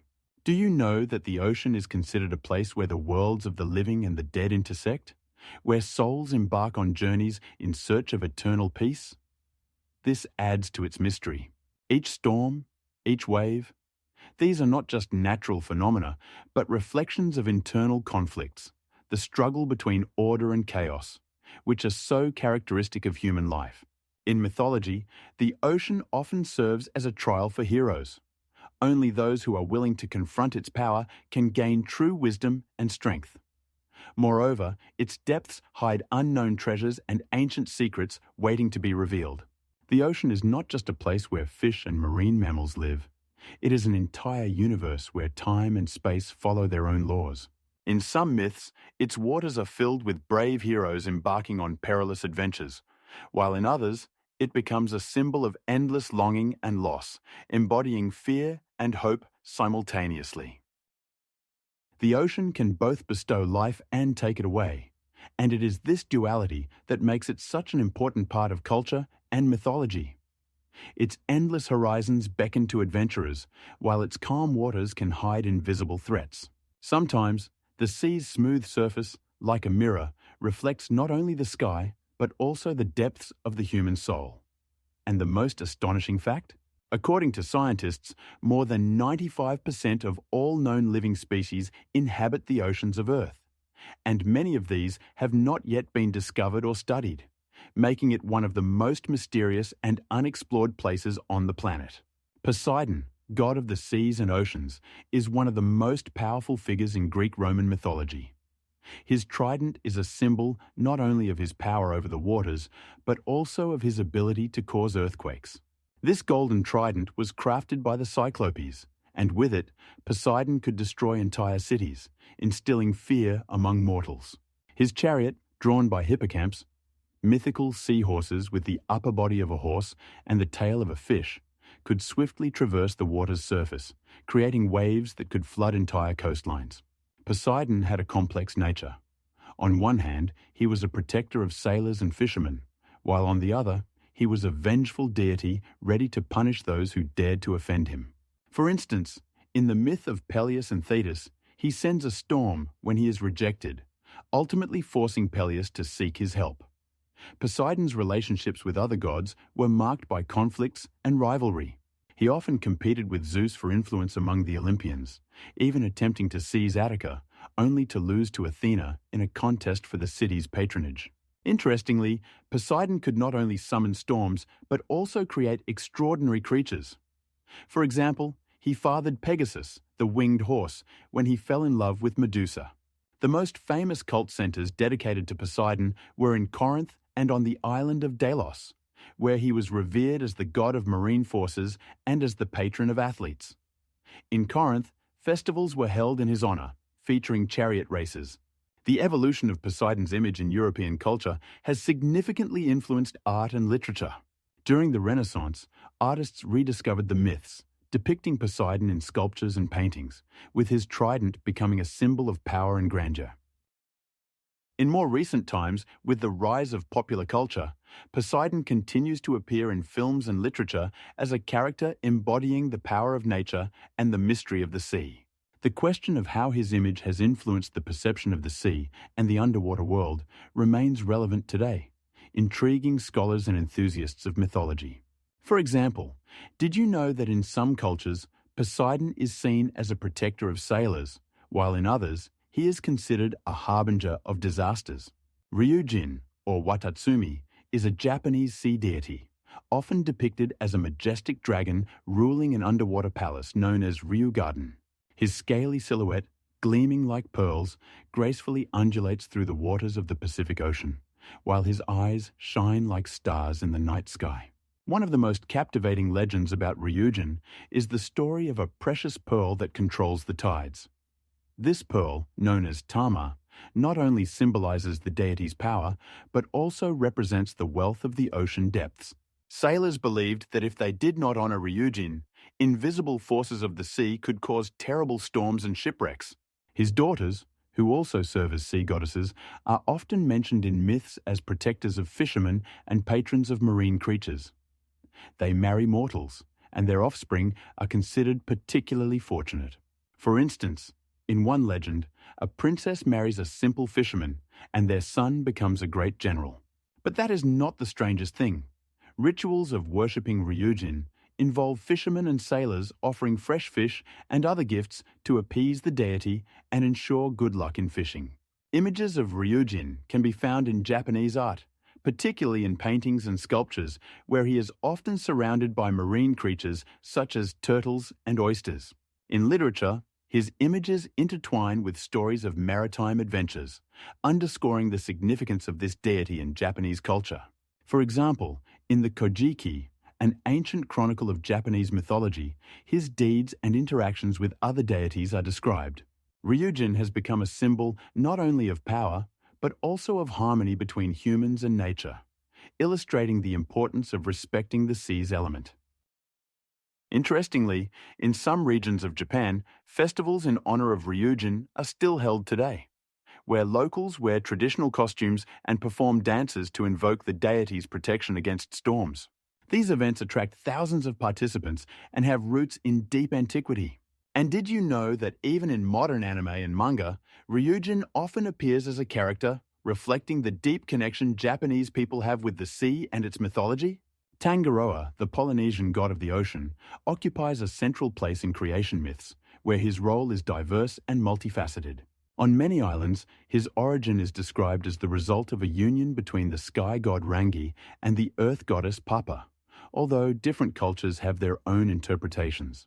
For instance, on the islands of Maui, he is considered the son of the god Tane and the goddess Vai, while on Samoa, he is depicted as one of the brothers who creates the sea and fills it with life. Legends of his conflict with the forest god Tani also hold significance. In these stories, Tangaroa is often portrayed as a protector of the ocean, fighting with Tani for control over natural resources. In some versions of the myths, they even battle to establish the boundaries between the sea and the forest, symbolizing the struggle between different aspects of nature. For Polynesians, Tangaroa is not just a god of the waters, but also a patron of fishing. In his honor, rituals are performed that include sacrifices to ensure a successful catch. For example, on the islands of Tonga, fishermen conduct special ceremonies to appease the god, using specific mantras and dances to demonstrate their respect. There are many taboos associated with his worship. For instance, during a lunar eclipse, fishing is considered forbidden, as this is the time when Tangaroa rests. Polynesians believe that violating these prohibitions can anger the god and lead to poor fishing outcomes. Interestingly, the cults of Tangaroa also have their unique features on different islands, making him a significant symbol not only for local fishermen, but for the entire Polynesian culture. In some regions, he is depicted as a man with long hair that resembles ocean waves, while in others, he is shown as a giant fish capable of controlling tides. Tangaroa embodies not only the power of the ocean, but also its mystery, as it is through him that Polynesians became masters of navigation, traversing thousands of kilometers across open waters. And what is most fascinating? In some myths, Tangaroa even unites with other gods to create new islands, emphasizing his role as both a creator and a destroyer. Aegir, the Scandinavian sea giant, was not just a creature, but the true master of the water element, and his palace, located at the bottom of the ocean, even impressed the most powerful gods. This underwater palace was built from shimmering crystal and coral, and it glowed with a soft light, creating an atmosphere of mystery and grandeur. In this palace, Aegir and his wife Ran hosted the gods, holding lavish feasts that were remembered as festivals of abundance and enigma. Imagine this. The tables were laden with self-luminescent golden objects that emitted a soft light, reflecting in the waters like stars in the night sky. Each sip of ale that Aegir served was not just a drink, but a true divine nectar, capable of bestowing strength and wisdom. But that was not all. Ran, his wife, was not only the hostess of the feasts, but also the keeper of the sea's secrets. Her 9 daughters, embodying the waves, were known by names that referred to different marine phenomena, from calm and peaceful to tumultuous and destructive. Each wave could be both fragrant and perilous, reflecting the dual nature of the sea. The most astonishing fact is that Ran possessed a net with which she caught drowning sailors, absorbing their souls and adding them to her collection. This net could extend over vast distances, providing agility and precision that were beyond human capabilities. Legends say that those who fell into her nets became part of her realm, where they faced eternal feasts, but also unknown fears. Aegir and Ran embodied the sea as both generous and deadly, reminding all who dared to conquer its waters that beauty hides dangers. Each time the gods visited them, they realized that the sea was always ready to offer something unexpected. As the ancients believed, Aegir and Ran were not just divine beings, but the embodiment of the ocean's very essence, its power and mysteries. And their story continues to inspire myths and legends to this day. The ocean, with its boundless expanses and mysterious depths, has been an eternal source of inspiration for creators of all times and cultures. Its waves, undulating in an endless dance, become a metaphor for human emotions, from tranquil serenity to stormy anger. Approximately 70% of our planet's surface is covered by ocean waters, and this vast water mass has always drawn people with its mysteries. Like poems written in sand, the ocean holds numerous secrets that artists strive to capture on canvas. Each storm, each peaceful morning by the shore, serves as inspiration for composers who attempt to convey the sounds of the sea through music, from gentle melodies to powerful symphonies that reflect its diversity. Did you know that around 130,000 species inhabit the ocean's waters? This diversity turns it into an inexhaustible source of ideas for writers who create fantastical worlds filled with mythical creatures and thrilling adventures. The ocean is not just a watery plain. It is a symbol of infinity, inspiring the creation of new stories filled with profound reflections on life and destiny. Imagine artists painting majestic sunsets reflected in calm waters, or poets describing the mysterious depths teeming with wonders. More than 50% of Earth's population lives in coastal zones, and it is this contact with the ocean that shapes unique cultural traditions that permeate art. Yet even the most talented creators face challenges posed by the ocean. Its unpredictability and power become metaphors for human passions and aspirations. 80% of the oceans remain unexplored, leaving endless space for imagination and creativity. Hidden within these depths are not only rare species, but also inspiration for new masterpieces. The ocean can be both a friend and a foe, and this duality attracts the attention of artists who strive to capture its essence in their works. Now imagine musicians using the sound of waves and the cries of seagulls in their compositions, creating a sense of being on the shore. This sound, capable of evoking nostalgia or tranquility, deeply penetrates the souls of listeners. The ocean, as a universal symbol, unites diverse cultural traditions, creating bridges between different peoples and eras. It can be a source of life or destruction, and this contradiction inspires the creation of works that remain relevant for centuries. Did you know that the ocean contains approximately 95% of all the water on the planet? Each time someone creates something new, be it a painting, music, or literature, the ocean continues to be at the center of attention, reminding us of its boundless power and eternal enigma. Herman Melville's novel, Moby Dick, published in 1851, has become a classic work that not only immerses the reader in the world of whaling, but also delves into profound philosophical questions about human nature and the struggle against natural forces. The symbolism of the white whale, Moby Dick, has given rise to numerous interpretations. It represents not only the inscrutable evil, but also the very nature that defies human reason. Captain Ahab, driven by vengeance for the loss of his leg, embodies passion and madness, and his quest to defeat the whale becomes a symbol of the endless human struggle against fate. Each of his steps on the deck of the Pequod is filled with determination, but also with madness. He is not merely hunting the whale, he is attempting to conquer it, as if it were possible. The intriguing aspect of the narrative lies in its encyclopedic nature. Melville skillfully weaves into the text information about whaling, the biology of whales, and maritime customs, creating a sense of deep connection to reality while serving as a backdrop for deeper reflections on human existence. Did you know that the novel describes over 100 different species of whales and marine animals? This adds a layer of authenticity, but also underscores that humans are always just a small part of an immense and unpredictable world. In Moby Dick, Melville poses philosophical questions. What does it mean to be human in a world where nature can easily erase even the greatest human achievements? Ahab, in his obsession, becomes a metaphor for all people who, forgetting their human roots, strive for the unattainable. But this is not the most peculiar thing. The novel not only explores internal conflicts, but also delves into the social aspects of the whaling industry, including class differences and racial prejudices, making it relevant even today. What influence has Moby Dick had on literature and culture?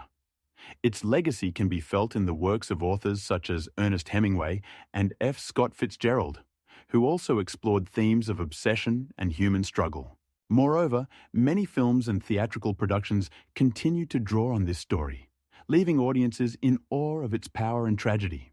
Times change, but the questions raised by Melville remain relevant. What are the limits of human will in the face of the vast ocean?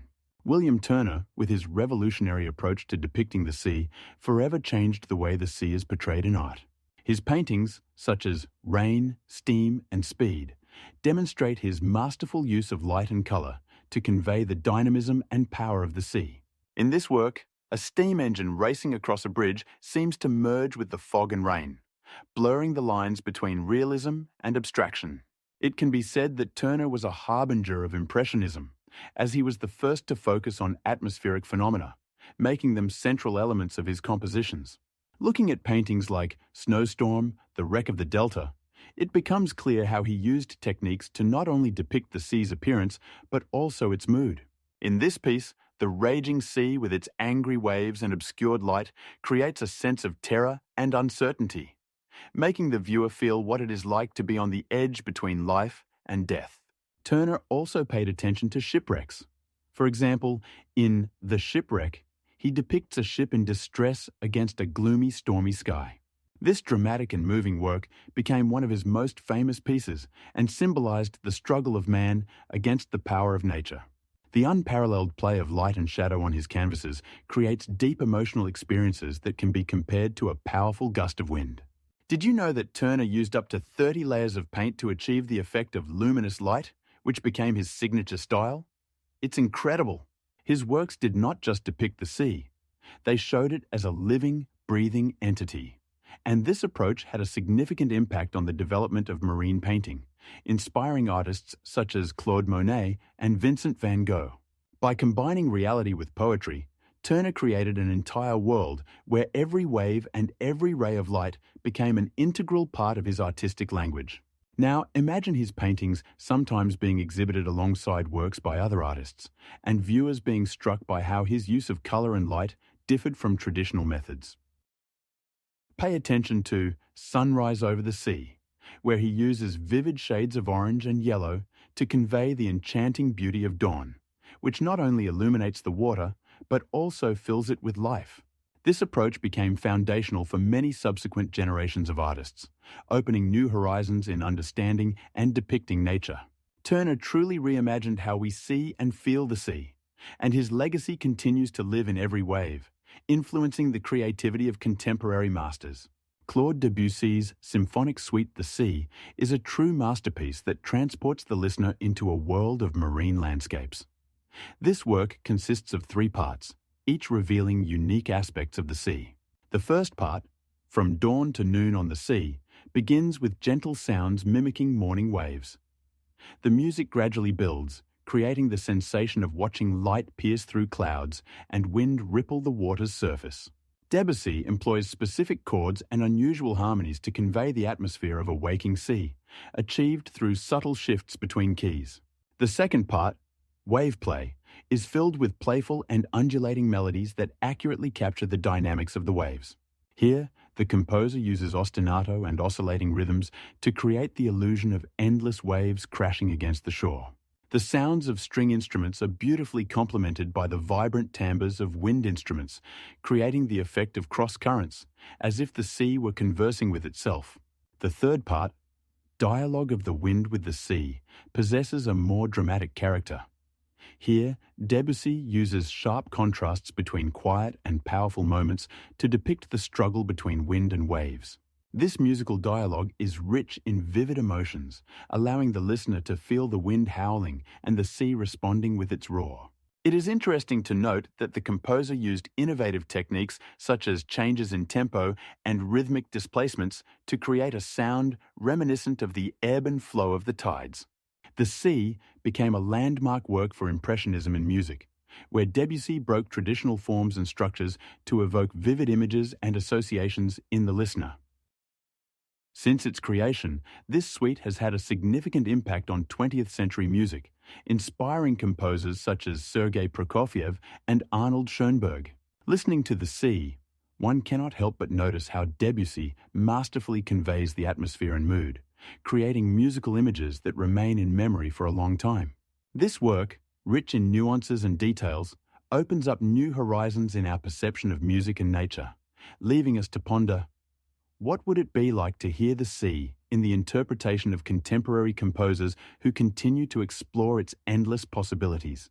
In Japanese woodblock prints, the ocean is not merely a backdrop, but a living entity filled with dynamism and emotions.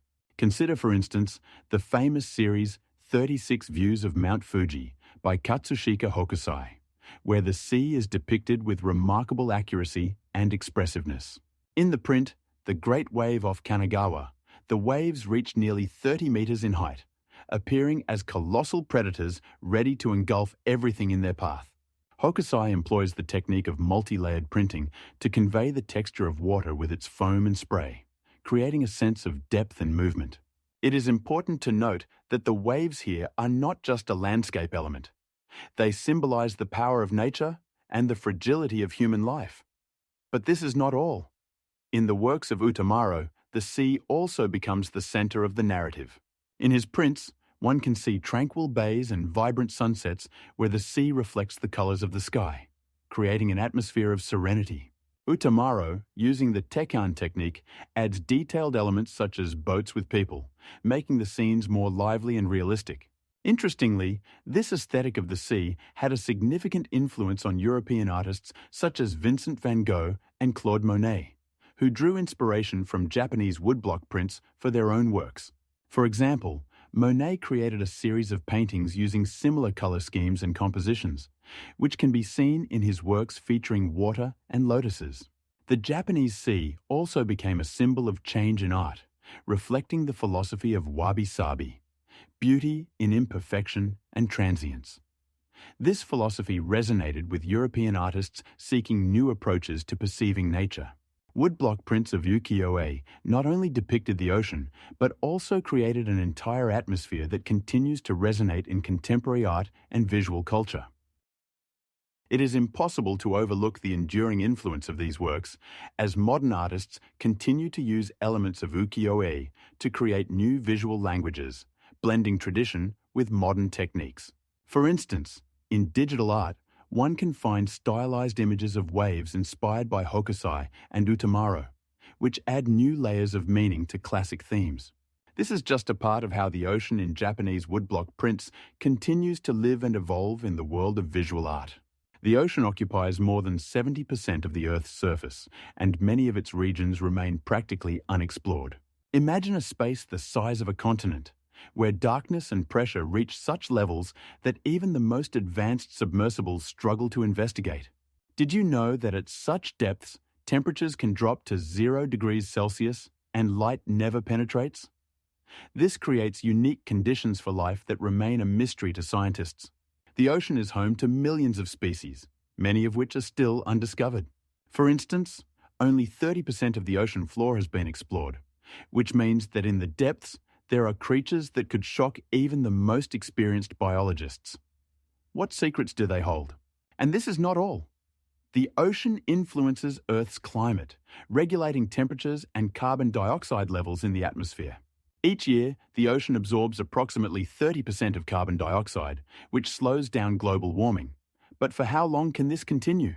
Every year, we face new threats such as climate change and pollution, which put the ocean's ecosystem at risk. Did you know that around 80% of all plastic waste entering the oceans comes from just 10 rivers? This creates catastrophic consequences for marine life, including the death of thousands of sea turtles and birds. The ocean requires a multidisciplinary approach. Ecologists, biologists, engineers, and climatologists must unite their efforts to understand how to save this immense natural treasure.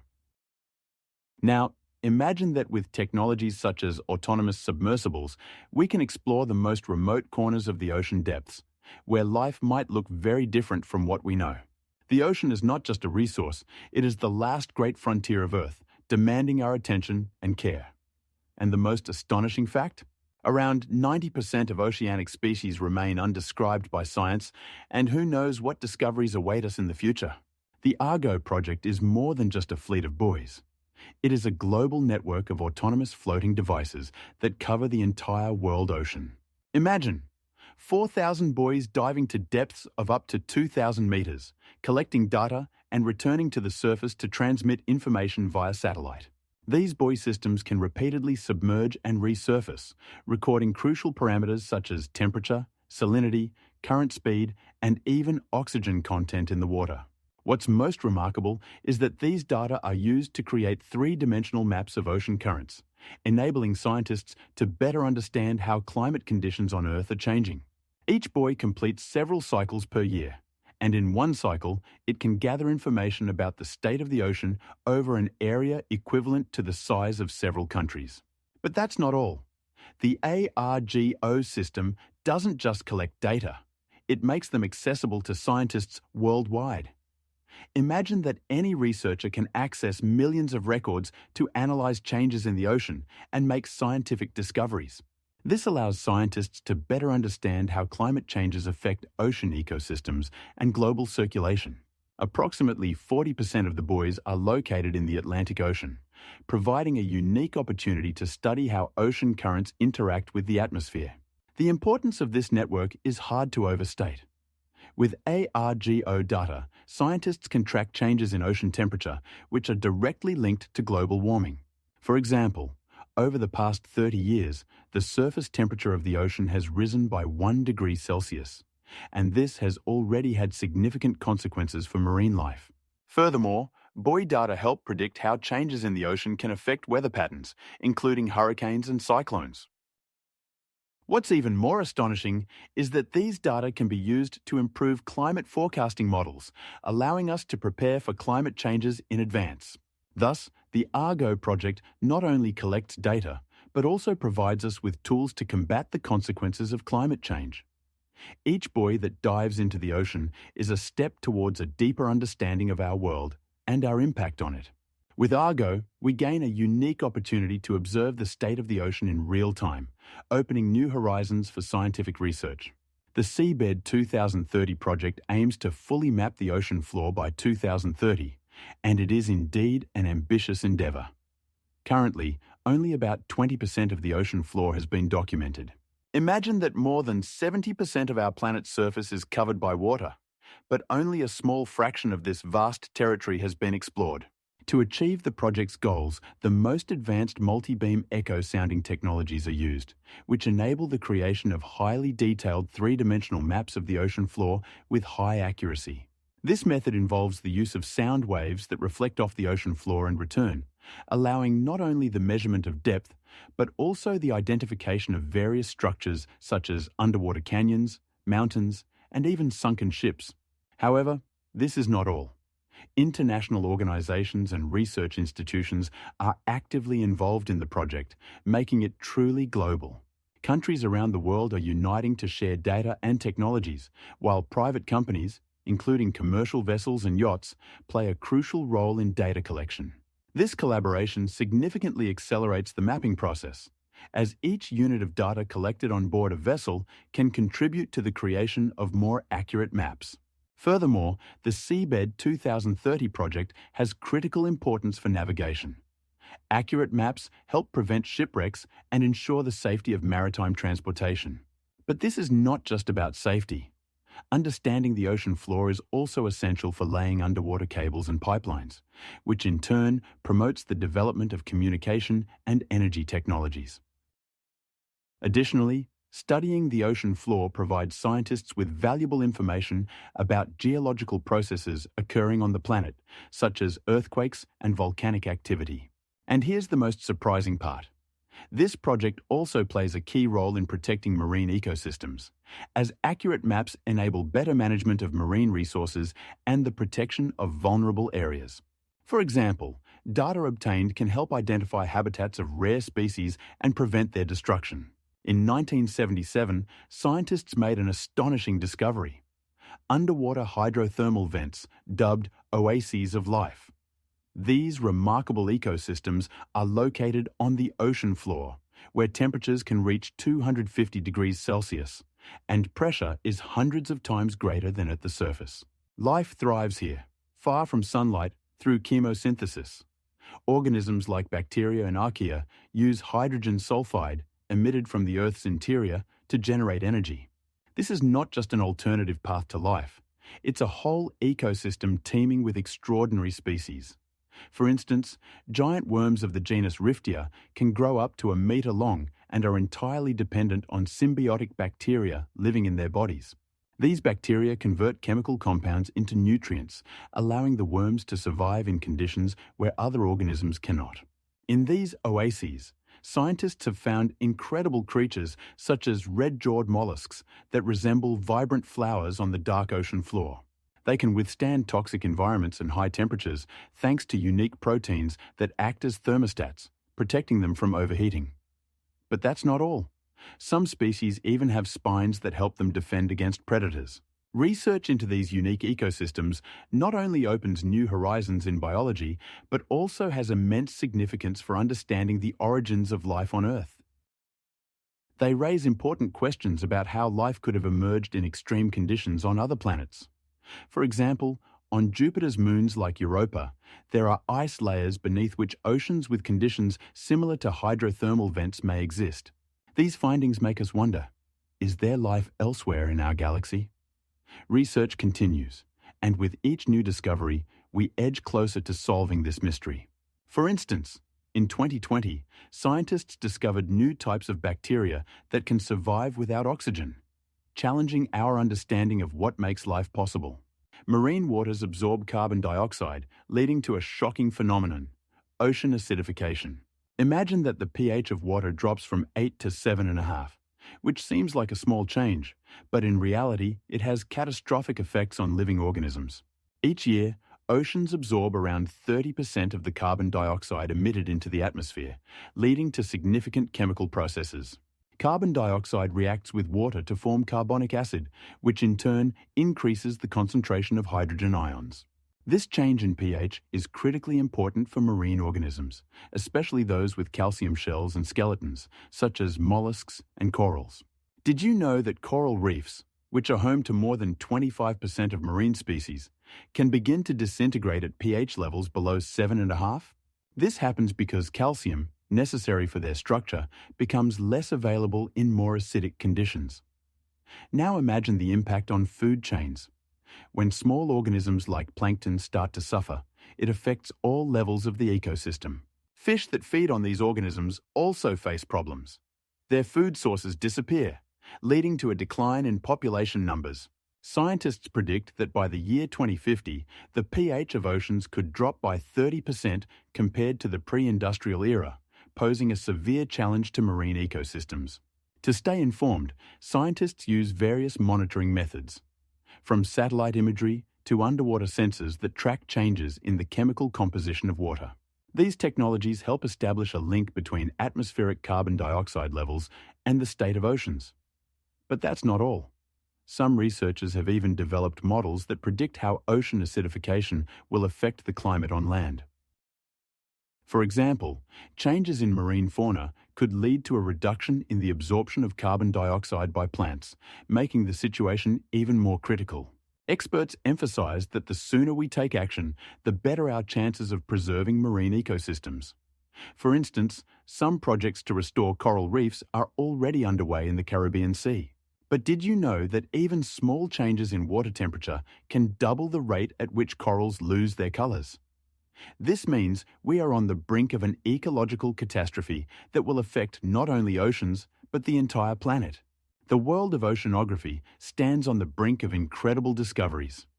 Imagine oceans being explored with such precision that we can not only study their ecosystems, but also predict changes that may occur over decades. According to scientists, more than 90% of the oceans remain unexplored, creating endless opportunities for research. Did you know that underwater mountain ranges can be comparable in length to the largest continents? They stretch over more than 60,000 kilometers, forming key ecosystems that are still hidden from our view. Now, imagine how interdisciplinary approaches unite biologists, geologists, climatologists, and even sociologists into a single team striving to unravel the mysteries of the ocean depths. This collaboration will not only expand our knowledge of marine life, but also address practical issues such as climate change and its impact on marine ecosystems. Did you know that one of the largest sources of oxygen on the planet comes from the oceans? Statistics show that around 50% of the oxygen we breathe is produced by microscopic algae. This leads us to consider, how can we protect these vital organisms in the face of global warming? Underwater research can open up entirely new methods for preserving these ecosystems by using data on how they react to changes in their environment. And this is where it gets really fascinating. Oceans can serve not only as carbon sinks, but also as sources of new medicinal drugs. Researchers estimate that around 30% of all modern medicines have a marine origin. How many more secrets are hidden in the depths that we have yet to uncover?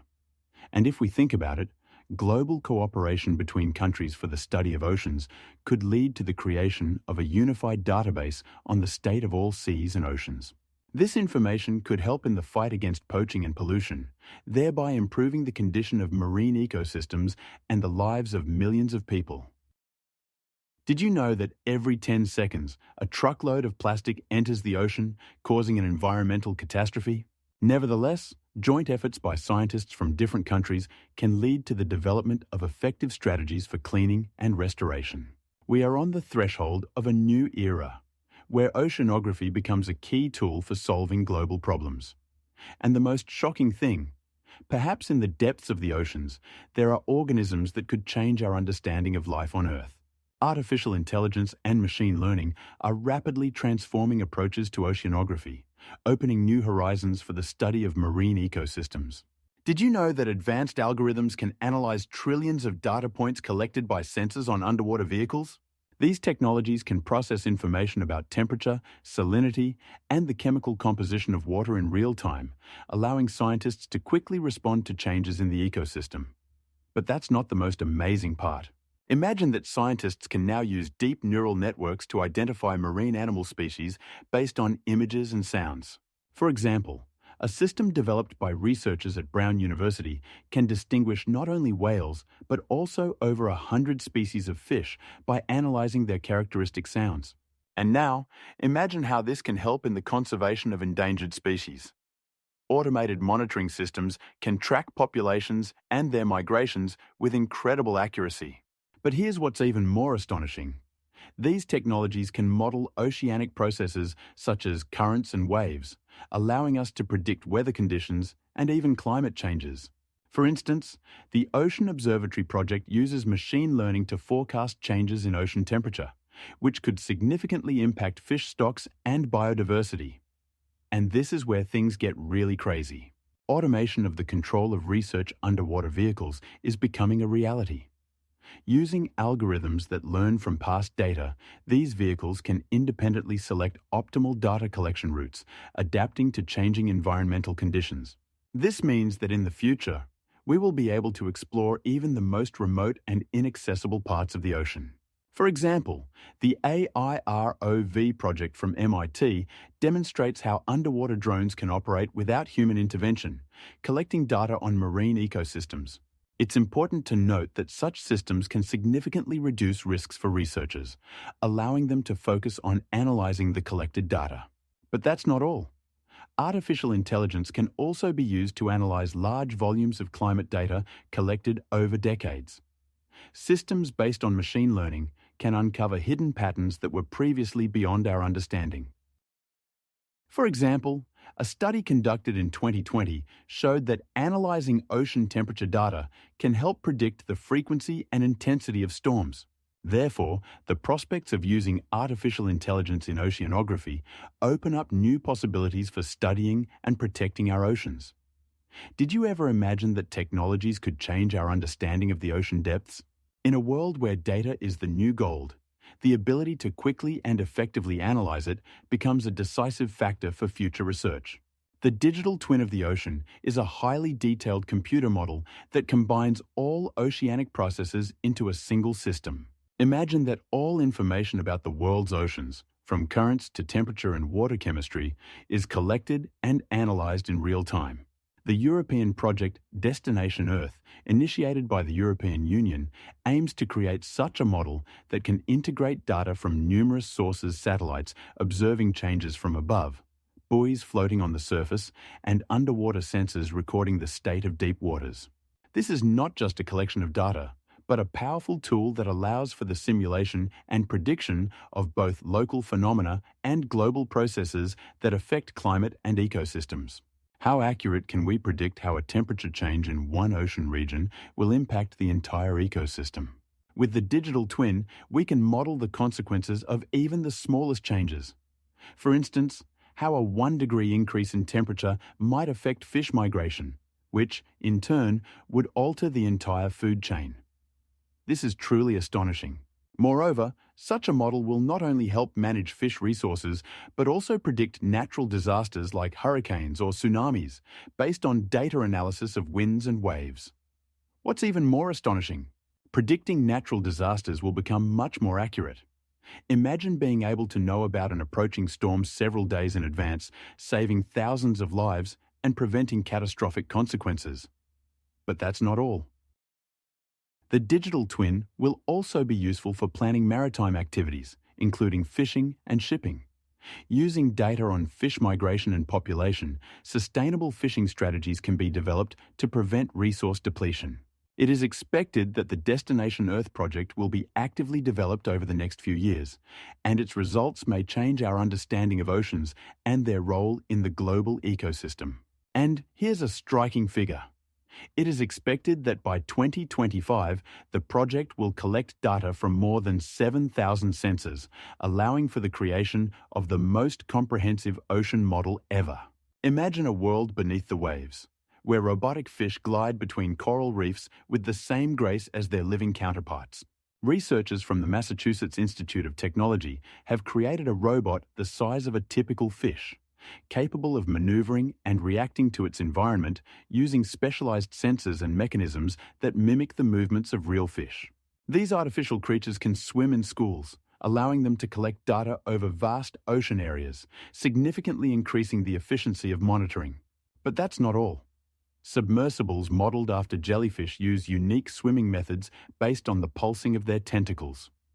One such jellyfish robot can move with minimal noise, making it ideal for studying marine life without disturbing deep-sea inhabitants.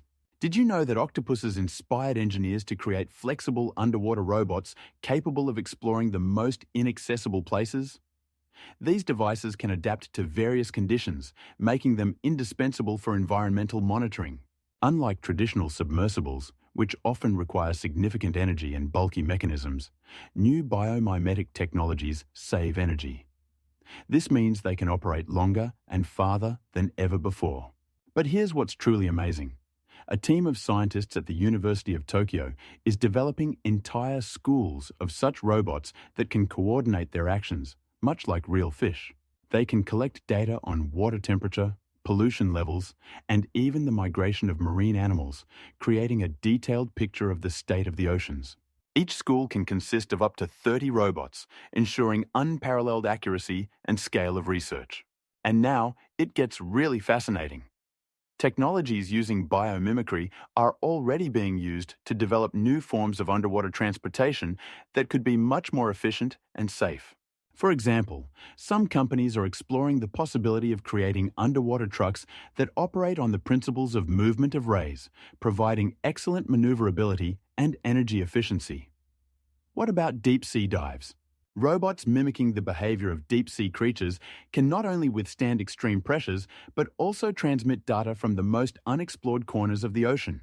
This opens new horizons for oceanographic research, allowing us to explore places we could never have imagined. Do you think this is the limit of possibilities? In the next few years, scientists plan to create even more advanced devices that can interact with each other and adapt to changes in their environment in real time. For example, robots that can detect pollution levels and automatically adjust to conditions are becoming a reality. And here's what's even more shocking. These developments could not only aid in ocean research, but also play a crucial role in combating climate change by collecting data that can help better protect our marine ecosystems. Imagine a world where underwater research stations become as commonplace as space orbital bases. The Proteus project, inspired by the works of Stanisław Lem, opens the door to this exciting future. This station, the size of a football field, will be located at a depth of around 100 meters, providing a comfortable and safe living environment for a group of scientists studying the ocean depths. But how will they survive underwater? The key solution lies in the use of life support technologies that can convert carbon dioxide into oxygen, ensuring fresh air for the station's inhabitants. What's even more fascinating? Special underwater lighting systems and automated robots will conduct research in the surrounding area, collecting data on deep-sea ecosystems that we can barely imagine. Long-term residence in such conditions will open new horizons for the study of organisms living in high pressure and complete darkness. For example, recently, scientists discovered that some deep-sea fish can produce their own light through bioluminescence, which could lead to new discoveries in biology and medicine. Unlike short-term expeditions, which are often limited by time and resources, permanent underwater stations will allow for observations over months and years. This will enable tracking changes in ecosystems caused by climate change or human activity.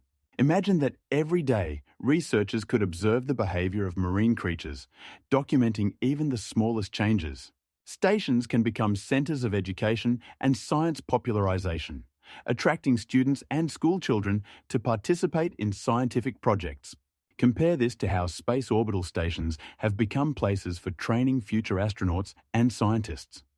Underwater laboratories can use the same principle, providing access to unique research and educational programs.